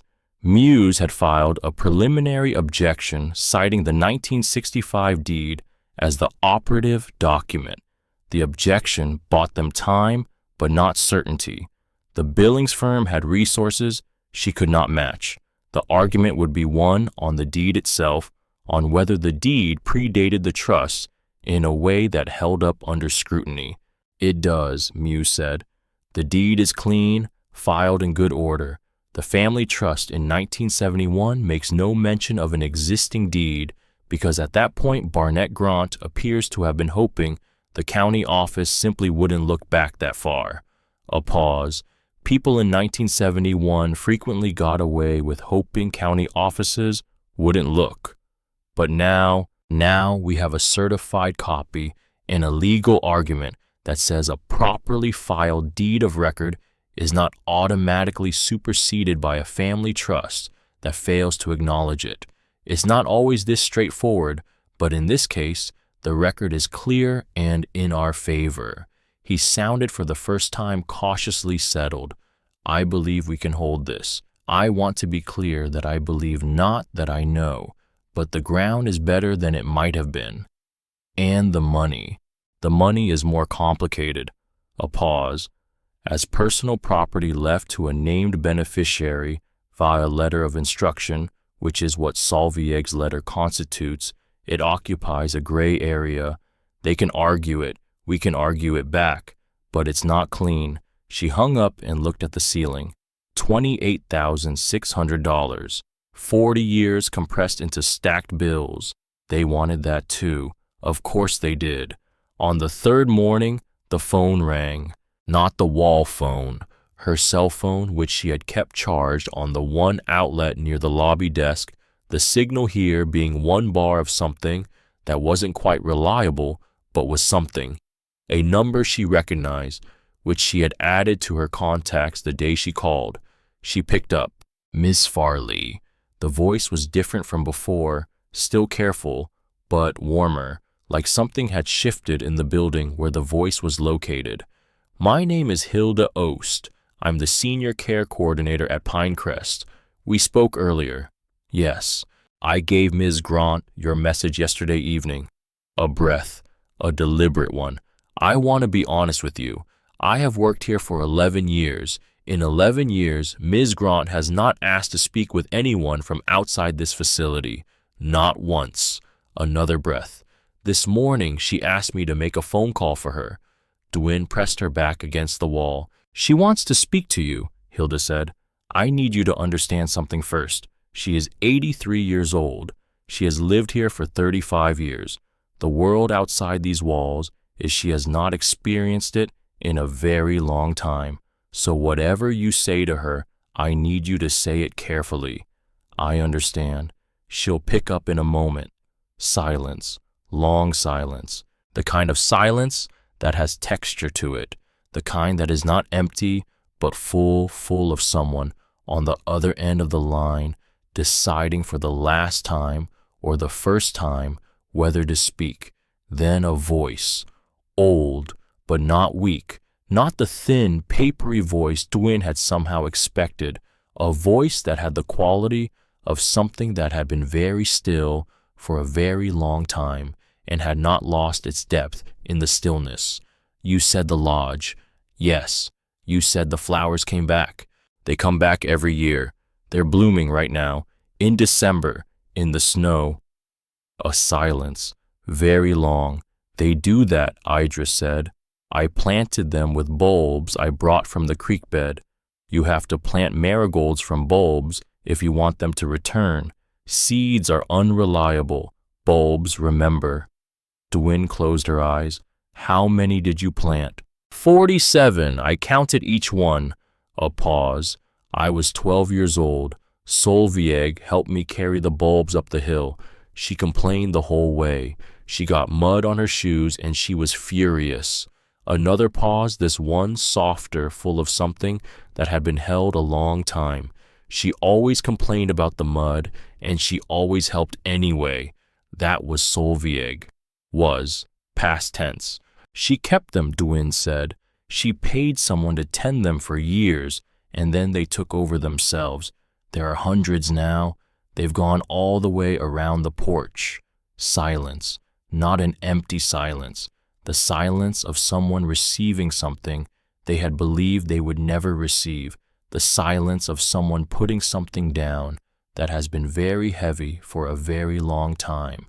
She kept them, Idris said. She kept everything, the whole lodge, for 40 years. She kept it for you. More silence. I believed, Idris said slowly, that she had forgotten, or not forgotten, that she had moved on, that the lodge was hers and she had made a life there, and I was a thing from before, a thing she had set down. Her voice remained steady, but just barely. I believed that for 60 years. She wrote you every month. They told me she had stopped. She never stopped. And then, because it needed to be said cleanly, her letters were sent back, not by you, someone else. Someone who had his name on the back of every return envelope. Silence. Barnett Grant, Idris said. The name came out very flat. Old anger exhausted into something quieter than anger. The statement of a fact about the world that had cost too much to remain surprising. His son came to see me once, 2 years ago. Lexton. Another pause. He wanted me to sign something. Did you? No. Simple, certain. I have been called many things. Foolish is not one of them. Dwyn almost smiled. Almost. Idris, I have a certified copy of a deed filed in 1965. Your father signed it. It names you as the legal owner of Veldon Crossing Lodge. Lexton Grant is trying to challenge it in court, but the deed is valid, and the attorney believes we can hold it. She breathed. The lodge is yours. It has always been yours. Solveig didn't own it. She kept it. The silence this time was different from all the other silences. It was the silence of a fact landing in a person's body. Not surprise, or not only surprise, more like recognition, like a thing a person has known in some unreachable part of themselves finally being confirmed by the world outside. She kept it, Idris said. Yes, for me. Yes, all of it. All of it. The garden, the lamp, The whole 40 years. A sound came down the line then, not quite a laugh, not quite a sob, something in between, something that sounded like 60 years of a particular kind of grief, finding the particular shape of its release. The lamp, Idris said, when she could speak again, quiet. She kept the lamp on. Peter Uva keeps it on now, every night. He said Solveig asked him to. Another long silence. Peter Ulva, Idris said. Is he still enormous? Yes. He's very tall. He was 19 the summer I left. He had just started working with his father. He could carry a full beam on one shoulder. The smallest pause. He was kind. I remember that. He was one of the few. He's still kind, Dwin said. He makes very weak coffee. Another sound. This one unambiguously a laugh, thin and surprised and real. The laugh of someone who has not used those particular muscles in a while and finds them still working. Solveig always complained about his coffee. He told me. He said she always said he made it too strong. She was lying. She drank 3 cups every time he made it. A breath, a settling. Will you? She stopped, started again. Would you be willing to come? Dwin looked around the lobby, the amber light, the key hooks, the marigolds just visible through the window, their orange heads leaning toward the glass. I was going to ask you the same thing, she said. The court date came first. 3 weeks later, County Court Caldwell, 1 room wood-paneled, the kind of courtroom that existed in a building that had been a courthouse for 100 years and intended to be one for 100 more. Garrett Muse sat across from 2 attorneys from Billings. They had a presentation folder. He had a legal pad and the certified copy of the 1965 deed, which he set on the table with the care of someone placing the decisive piece in a game that had been running for 60 years. Lexton Grant sat behind his attorneys. He did not look at Dwin, which told her something. The argument was what Muse had predicted. The Billings attorneys argued the 1971 trust represented the controlling document. Muse argued the 1965 deed predated and superseded it. The judge, a woman in her 60s, with reading glasses pushed up into gray hair and the expression of someone who had sat through many versions of this particular disagreement, read the deed. Read the trust. Read the deed again. She asked one question. The 1971 trust document, does it make any reference to the existence of a prior deed for this property? The Billings attorneys conferred. No, Your Honor. She looked at them over her reading glasses. Then how does the trust establish authority over property for which a prior deed of record already exists and which it does not acknowledge? Silence. Very complete silence. It doesn't, Muse said simply. The judge set the papers down, looked at Lexton Grant, the look of a person who has seen this particular move many times and is tired of seeing it. She dismissed the petition, the money question, the claim on the cash. She referred to a further hearing, but indicated clearly that personal property left by instruction of the decedent and not part of any trust was unlikely to constitute estate assets under current statute, which was not a final guarantee, but it was the shape of one. Dwin walked out of the courthouse into the December cold with Garrett Muse, and the sky was the specific blue-gray of Montana winter that she had decided at some point in the last 3 weeks was her favorite color, cold and clear and entirely honest about what it was. Well, Muse said. Well, she said. He did not celebrate. He was not a celebrating kind of man. He just nodded once in the way of someone checking a box that had been open for a long time. Then quietly, Lexton did not contest the dismissal. He left before the session closed. A pause. Some men know when the record has spoken. You'll want to call Ms. Grant, he said. I will. And the property will need to be properly transferred to her name, which involves paperwork, a fair amount of it. I expected that. It will take some weeks. I know. He looked at her. For a moment, just a moment, the professional, careful surface gave way to something more human. Solvig chose well, he said, and then he went back to his car. Dwyn stood on the courthouse steps and called Pinecrest home. Hilda Ost answered. We won, Dwyn said. A pause. I'll tell her, Hilda said, and then, she's been sitting by the window all morning. She does that on days she's expecting news. She says she can think more clearly when she can see the sky. The drive to Missoula was 3 hours. Torben drove. Again. He had offered not in words exactly. He had appeared at the lodge at 7 in the morning on the day Dwyn had arranged to go with the truck running and a thermos of coffee, strong, actual coffee, because he was not Petter, and when she came out he said, ready. She was ready. Zora was in the back seat. She had asked to come. She had asked simply and without explanation, and Dwyn had said yes, without asking for one, because some things you understood without the words. The mountains were very white, the sky very blue, 3 hours of silence and coffee, and the sound of the truck engine and the mountains going by. At some point in the second hour, Zora said, I should have gone in 1989.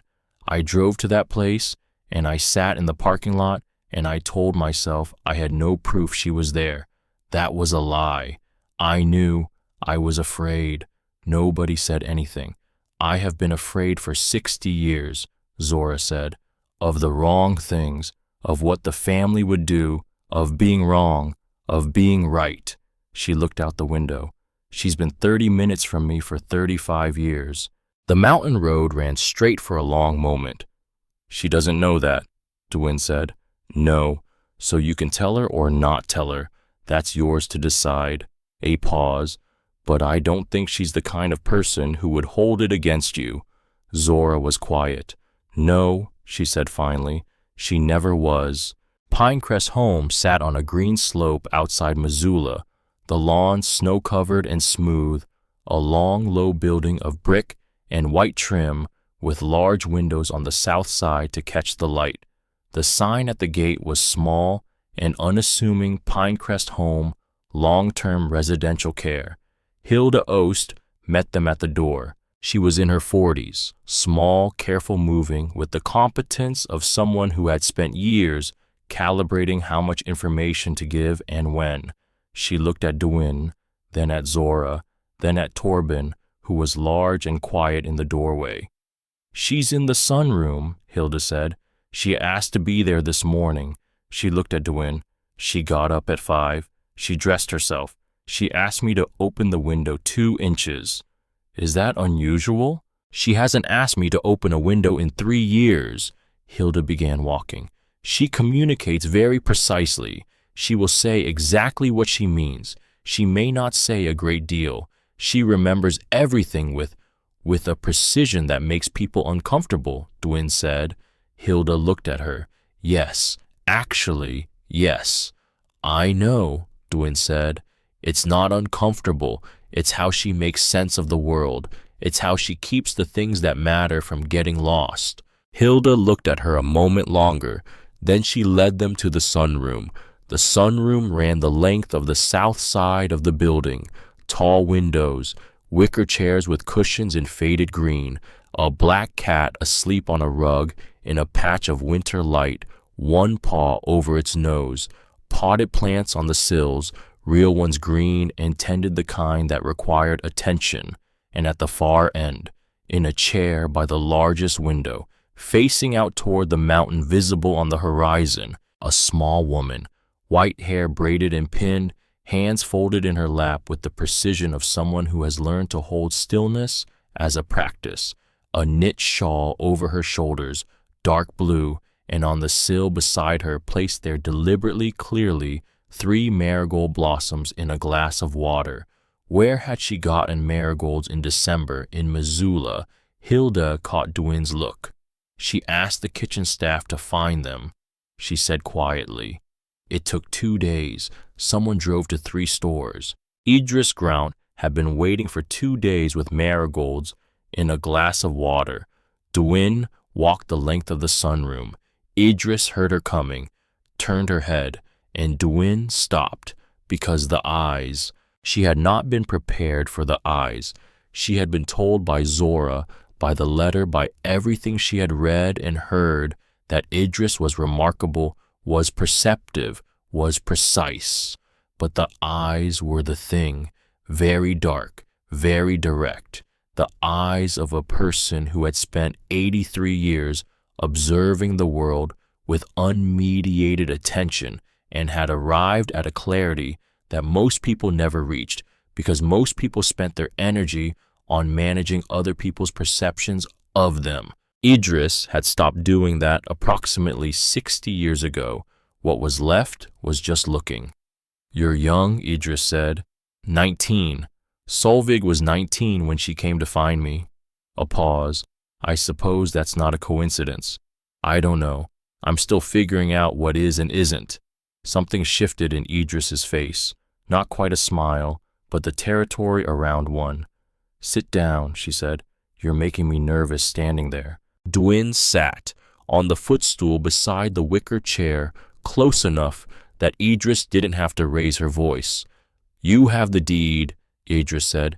"Garrett Muse has it. The court dismissed Lexton's petition 3 days ago." "I know. Ms. Ost told me." A pause. "Lexton came to see me 2 years ago. He had papers he wanted me to sign." "What kind of papers?" "A relinquishment of any claim to the lodge, in exchange for a lump sum." Her voice was very dry. "He said the lodge was in disrepair, unsalvageable, not worth the trouble." "He said the same thing to me." "Yes, I imagine he did." She looked out the window at the mountain. "I did not sign. Mas, not because I had plans for the lodge. I had no plans. I had not thought about the lodge in..." She stopped, started again. "I had thought about it every day for 60 years, but I had stopped expecting to see it again." She unfolded her hands, folded them again. "I didn't sign because he reminded me of his father, and I had learned a very long time ago that when someone who reminds you of Barnett Grant offers you a transaction, the transaction is never in your favor." Smart. 60 years of practice. Dwyn reached into her coat pocket, took out the coin, the silver one, worn smooth at the edges, the 4 numbers on the back. She set it on the arm of Idris's chair. Idris looked at it for a long time. She picked it up with 2 fingers, turned it over, ran her thumb across the numbers. "Where did you find this?" "Garrett Muse. Solveig left it with him a year before she died. She said to give it to the person who came. She kept it. Very quiet. I gave her this coin when I was 15. I found it in the creek bed near where I used to collect the bulbs. Old silver. I don't know what it was originally. I could never read the face too worn. But the date on the back." She paused. "I told her this is the year Papa finally did something right. Keep it." And she stopped again. "She kept it. She kept everything." Idris closed her hand around the coin. And Dwyn saw it then, the thing she had been building toward for 3 weeks without knowing it, the thing the coin and the deed and the letters and the lamp had all been pointing at. The real reason Solveig had left the lodge to a stranger, had sent the letter, had kept the money and the garden and the lamp and the coin, not because she wanted someone to inherit, because she could not go herself, because by the time she knew she was dying, she was too old and too tired, and she had written every letter she could write, and the doors had stayed closed, and so she had done the only thing left to her. She had lit a lamp, and she had sent for someone young enough and stubborn enough and quiet enough to go where she could not, to find the sister she had been writing to for 40 years, to bring her home. "There's something else," Dwyn said. She reached into the inside pocket of the coat, the other thing she had brought, the thing she had taken from the box. Zora had given her the oldest envelope in the stack, the first one, 1964, Barnett Grant's initials on the back flap. She had opened it. She had read it. This is the first letter Solveig ever sent you, Dwin said. It was returned by your father without being opened, but I opened it. Before I came, I thought you should know what's in it before you read it, so it doesn't come at you without warning. Idris looked at the envelope. Her face was very still. Tell me, she said. She wrote, I found out where they sent you. I am going to find you. I don't know how yet, but I am going to find you, and I am going to bring you home. This is my promise. Please write back. Dwin paused. She wrote it the year you were sent away. She was 20 years old. The sunroom was completely silent. Even the cat had raised its head. Idris looked at the envelope in Dwin's hand for a long, long time. Then she held out her palm. Dwin placed the envelope in it. Idris did not open it.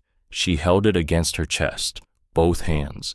The way you hold something when you are not ready to look at it, but you need to confirm that it is real, that it exists, that it always existed even when you could not see it. She promised, Idris said. Yes, she was 20. Yes, she kept the promise.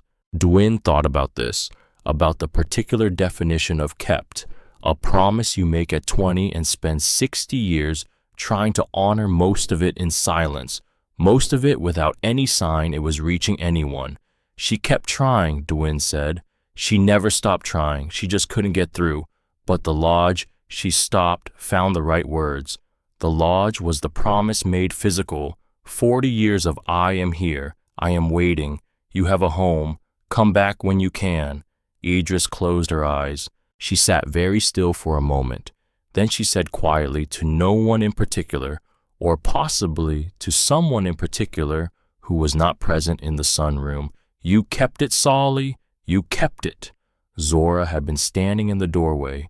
She had come in quietly at some point. Dwin had not noticed. She was just there, small and silver-haired and very straight in the doorway between the hall and the sunroom, not coming forward. Idris opened her eyes. She saw Zora. A long, long silence, the kind of silence that has decades in it. Zora Streck, Idris said, very quietly. Yes. Zora's voice was barely a sound. It's me. You're old. So are you. Something crossed Idris's face. A flash, quick and real. Come here, Idris said. Don't stand in the doorway. I haven't had a visitor in 40 years, and I will not have the first one hovering at the threshold. Zora came. She sat in the wicker chair beside Idris, and they looked at each other in the particular way of two people who last saw each other when one of them was being taken away and have spent every year since wondering. I drove to this place, Zora said. In 1989, when it opened. Idris went very still. I sat in the parking lot. I didn't come in. A pause. Why not? I was afraid. Zora said it simply, without defense. I was 35 years old and I was afraid, and I told myself I didn't know for certain you were here and... She stopped. I knew I was lying to myself. Silence. Zora. Idris's voice was very quiet. I have been 30 minutes from you for 35 years. Yes. And you drove here and sat in the parking lot and went home. Yes. Silence. Then Idris said, I would have done the same thing. Zora looked at her. Fear makes cowards of everyone eventually, Idris said. The question is what you do when the cowardice is over. She turned back to the window. The cowardice is over. You're here. And then she reached over and took Zora's hand, simply, without drama, the way you take the hand of someone you have known since you were both children and will always underneath all the years and the distance still be children with. Zora made a sound, just one, small and broken and 60 years old. Idris held her hand and looked out the window at the mountain. The matter of the letters in the box came last. Hilda Ost brought it in. She had been holding it since Dwin called to say she was coming. The carton box from the archive room, the one that had arrived from Harwood when it closed in 1981, the one that had passed from administrator to administrator, from one nurse's care to the next, traveling forward in time without anyone quite knowing what to do with it. Hilda had inherited it from the coordinator before her, who had inherited it from the one before that, and all of them had kept it because it had a name on the outside, and it did not feel right to throw away something with a name on it. Inside 47 envelopes, not the ones Solveig had sent, the other ones, the ones Idris had sent, to Solveig, every month like clockwork for 40 years. Every one of them stopped somewhere between here and Velden by the same mechanism that had stopped Solveig's letters going the other direction, the same family, the same silence, the same deliberate erasure, never received, never read. 47 letters from Idris, 47 letters from Solveig, the same number, both directions, two women writing into the dark, neither one knowing the other was still writing. The exact same faithfulness moving in opposite directions, stopped at the same wall. Hilda set the box on the table in front of Idris. She did not explain. She stepped back, because this was not a moment that needed explanation. Idris looked at the box for a very long time. Then she looked at Dwyn. "She never got these," she said. "No. She thought I wasn't writing." "Yes. She wrote every month for 40 years believing I had stopped." "Yes." Idris was quiet, processing, not with grief, or not only with grief, with the clarity that comes when a very large thing is finally revealed to have been exactly what you feared it was, and the relief of knowing, even the terrible relief, is bigger than the pain of confirmation. "So she was in the dark," Idris said, "the same dark I was in, just on the other side of the wall." "Yes, all this time, yes." Idris looked at the box. "Then she did not know," she said. "She spent 40 years not knowing if I was alive, not knowing if I was well, not knowing if I remembered her or hated her, or—" She stopped. She kept the lodge because it was the only way she knew to say, "I am still here. I have not given up," without knowing if anyone was listening. She kept the lamp on. She kept the lamp on. Idris touched the box, did not open it, not yet. She was braver than I knew. I knew she was brave. But this— She shook her head very slightly. "This is 40 years of courage in a cedar box." The sunroom was still. Then Idris looked at Dwyn directly. "You're going to ask me to come," she said. "I am. To the lodge. To your lodge. The one with your name on the deed. The one with your marigolds out front." A pause. "The one with the lamp on."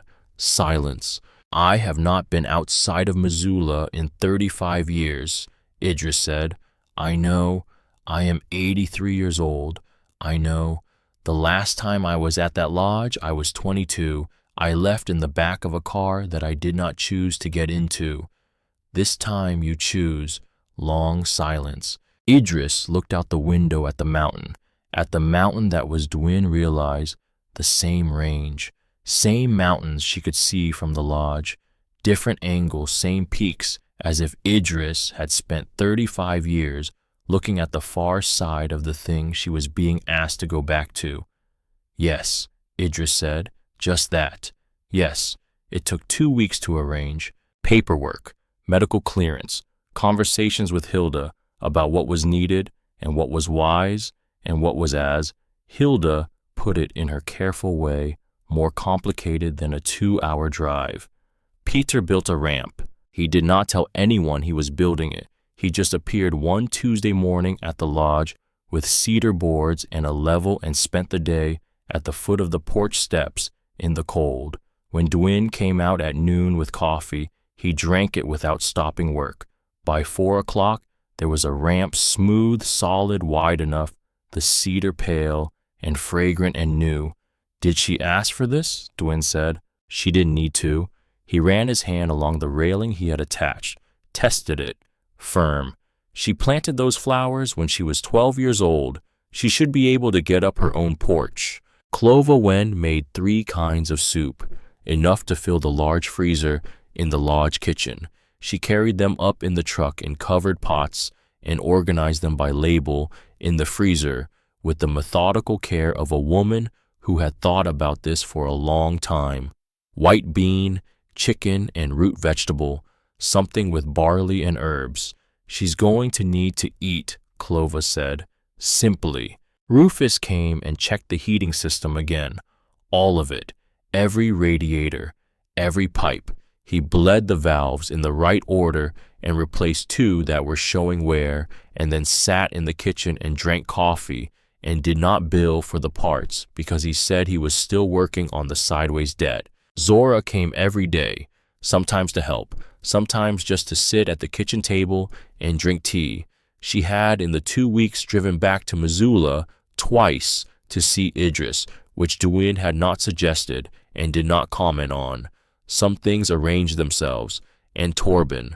Torben came on a Wednesday evening when Duin was on the porch trying to clear ice from the steps with a bar she had found in the shed. He took the bar from her without asking, did the whole length of the porch, then the ramp methodically each board. She watched him work. You come a lot, she said. Roads need driving, he said. Petter sends you. A pause. Sometimes. And sometimes. He kept working. Then, Solveig used to say the lodge collects people. She said it the way people say a fire collects moths, not because the fire does anything, just because it's warm and the moths are cold. He knocked ice off the last board, stood up, looked at her. This place is warm again. She looked at the lamp on the porch, burning in the early dark. Yeah, she said, it is. The day Idris came home, the temperature dropped to -12 before dawn and warmed. By the time Torben's truck came up Grant Road, the sky had gone the pale crystalline blue of a Montana winter morning that has decided to be beautiful about it, and the marigolds were more open than they had been in days, the tight copper-orange heads loosened in the thin winter sun. Duin did not try to explain it. She had stopped trying to explain the marigolds. They did what they did, and Velden had long since made its peace with that. Petter was on the porch. He had swept it clean at first light. He was wearing his good flannel dark green, no visible men's, and he had taken his cap off and was holding it against his chest when the truck came up the drive. Clova was in the kitchen. She would not say she had been there since 6, but the soup was warm and the bread was fresh, and the entire lodge smelled of it warm and yeasty and alive, and she had arranged a jar of marigolds on the reception desk, which had required more driving and more stores than anyone had anticipated, and which she did not mention at all. Zora was in the parlor, sitting in the chair nearest the window, not looking out, looking at her hands, the posture of someone having a private conversation with themselves about something they needed to say and had been saying for 60 years and were finally quietly finishing. Duin stood at the top of the ramp. The truck stopped at the bottom of the drive.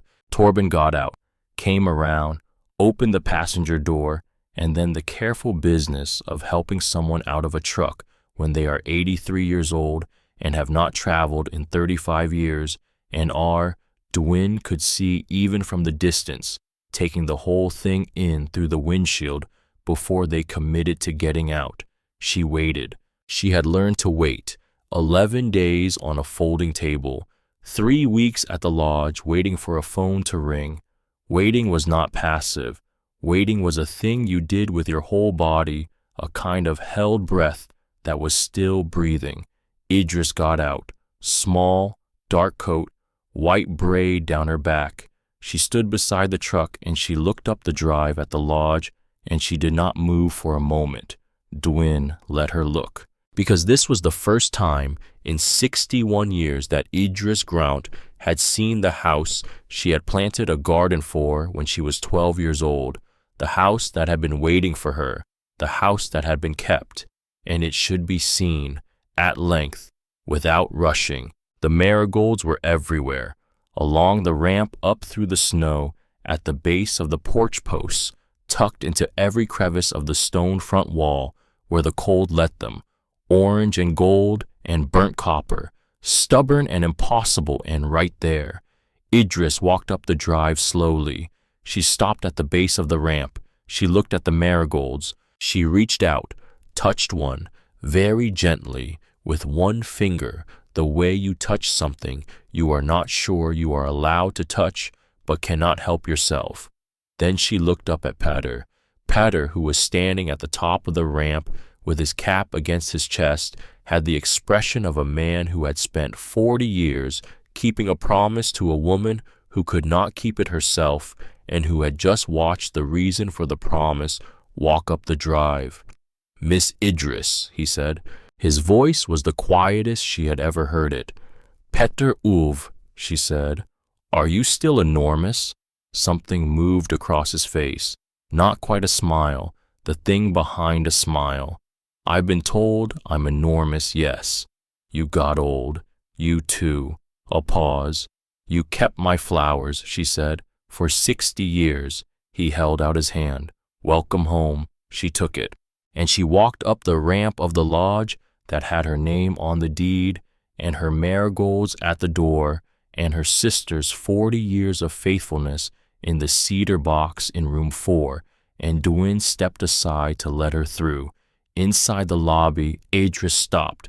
The amber lamp, the carved staircase, the brass key hooks behind the reception desk, the light moving through the tall windows in slow gold columns, the dust turning in it, the way the dust had turned on Dwin's first night, and the smell, cedar and cold stone and old wood, and underneath it all, faint and permanent, the scent that did not leave because it had been here for 60 years, marigolds. Idris closed her eyes. She breathed in, she breathed out, and very quietly to the amber air of the lobby, to the dust and the lamp and the worn brass hooks and the memory of every winter Solveig had spent here keeping the faith. "I'm home, Solly," she said. "I'm home." Dwin stood just inside the door and let the words settle into the walls.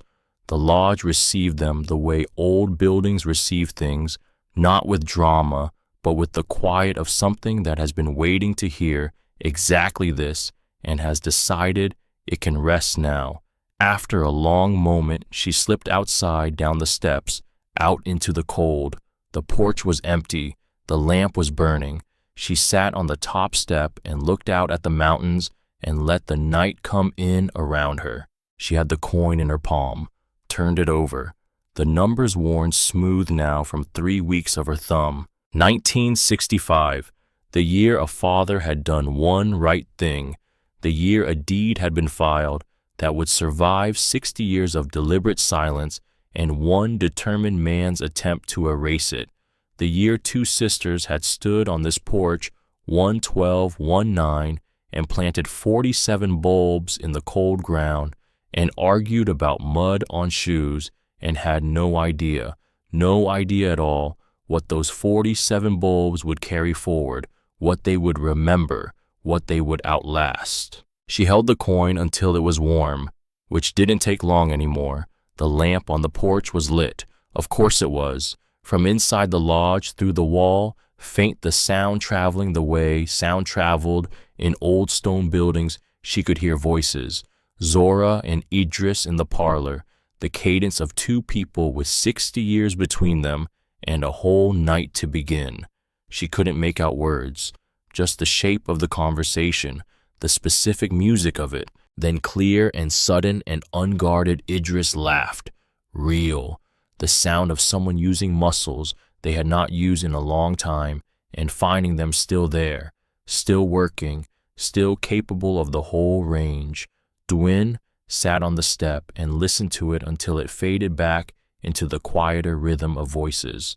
Then she stood up, put the coin in her pocket, went to the porch railing where the marigolds grew thickest, and she stood there a moment, looking out at the mountains going dark at the edges, now the sky deepening toward the specific blue-black of a Montana night that was going to be very clear and very cold and very full of stars.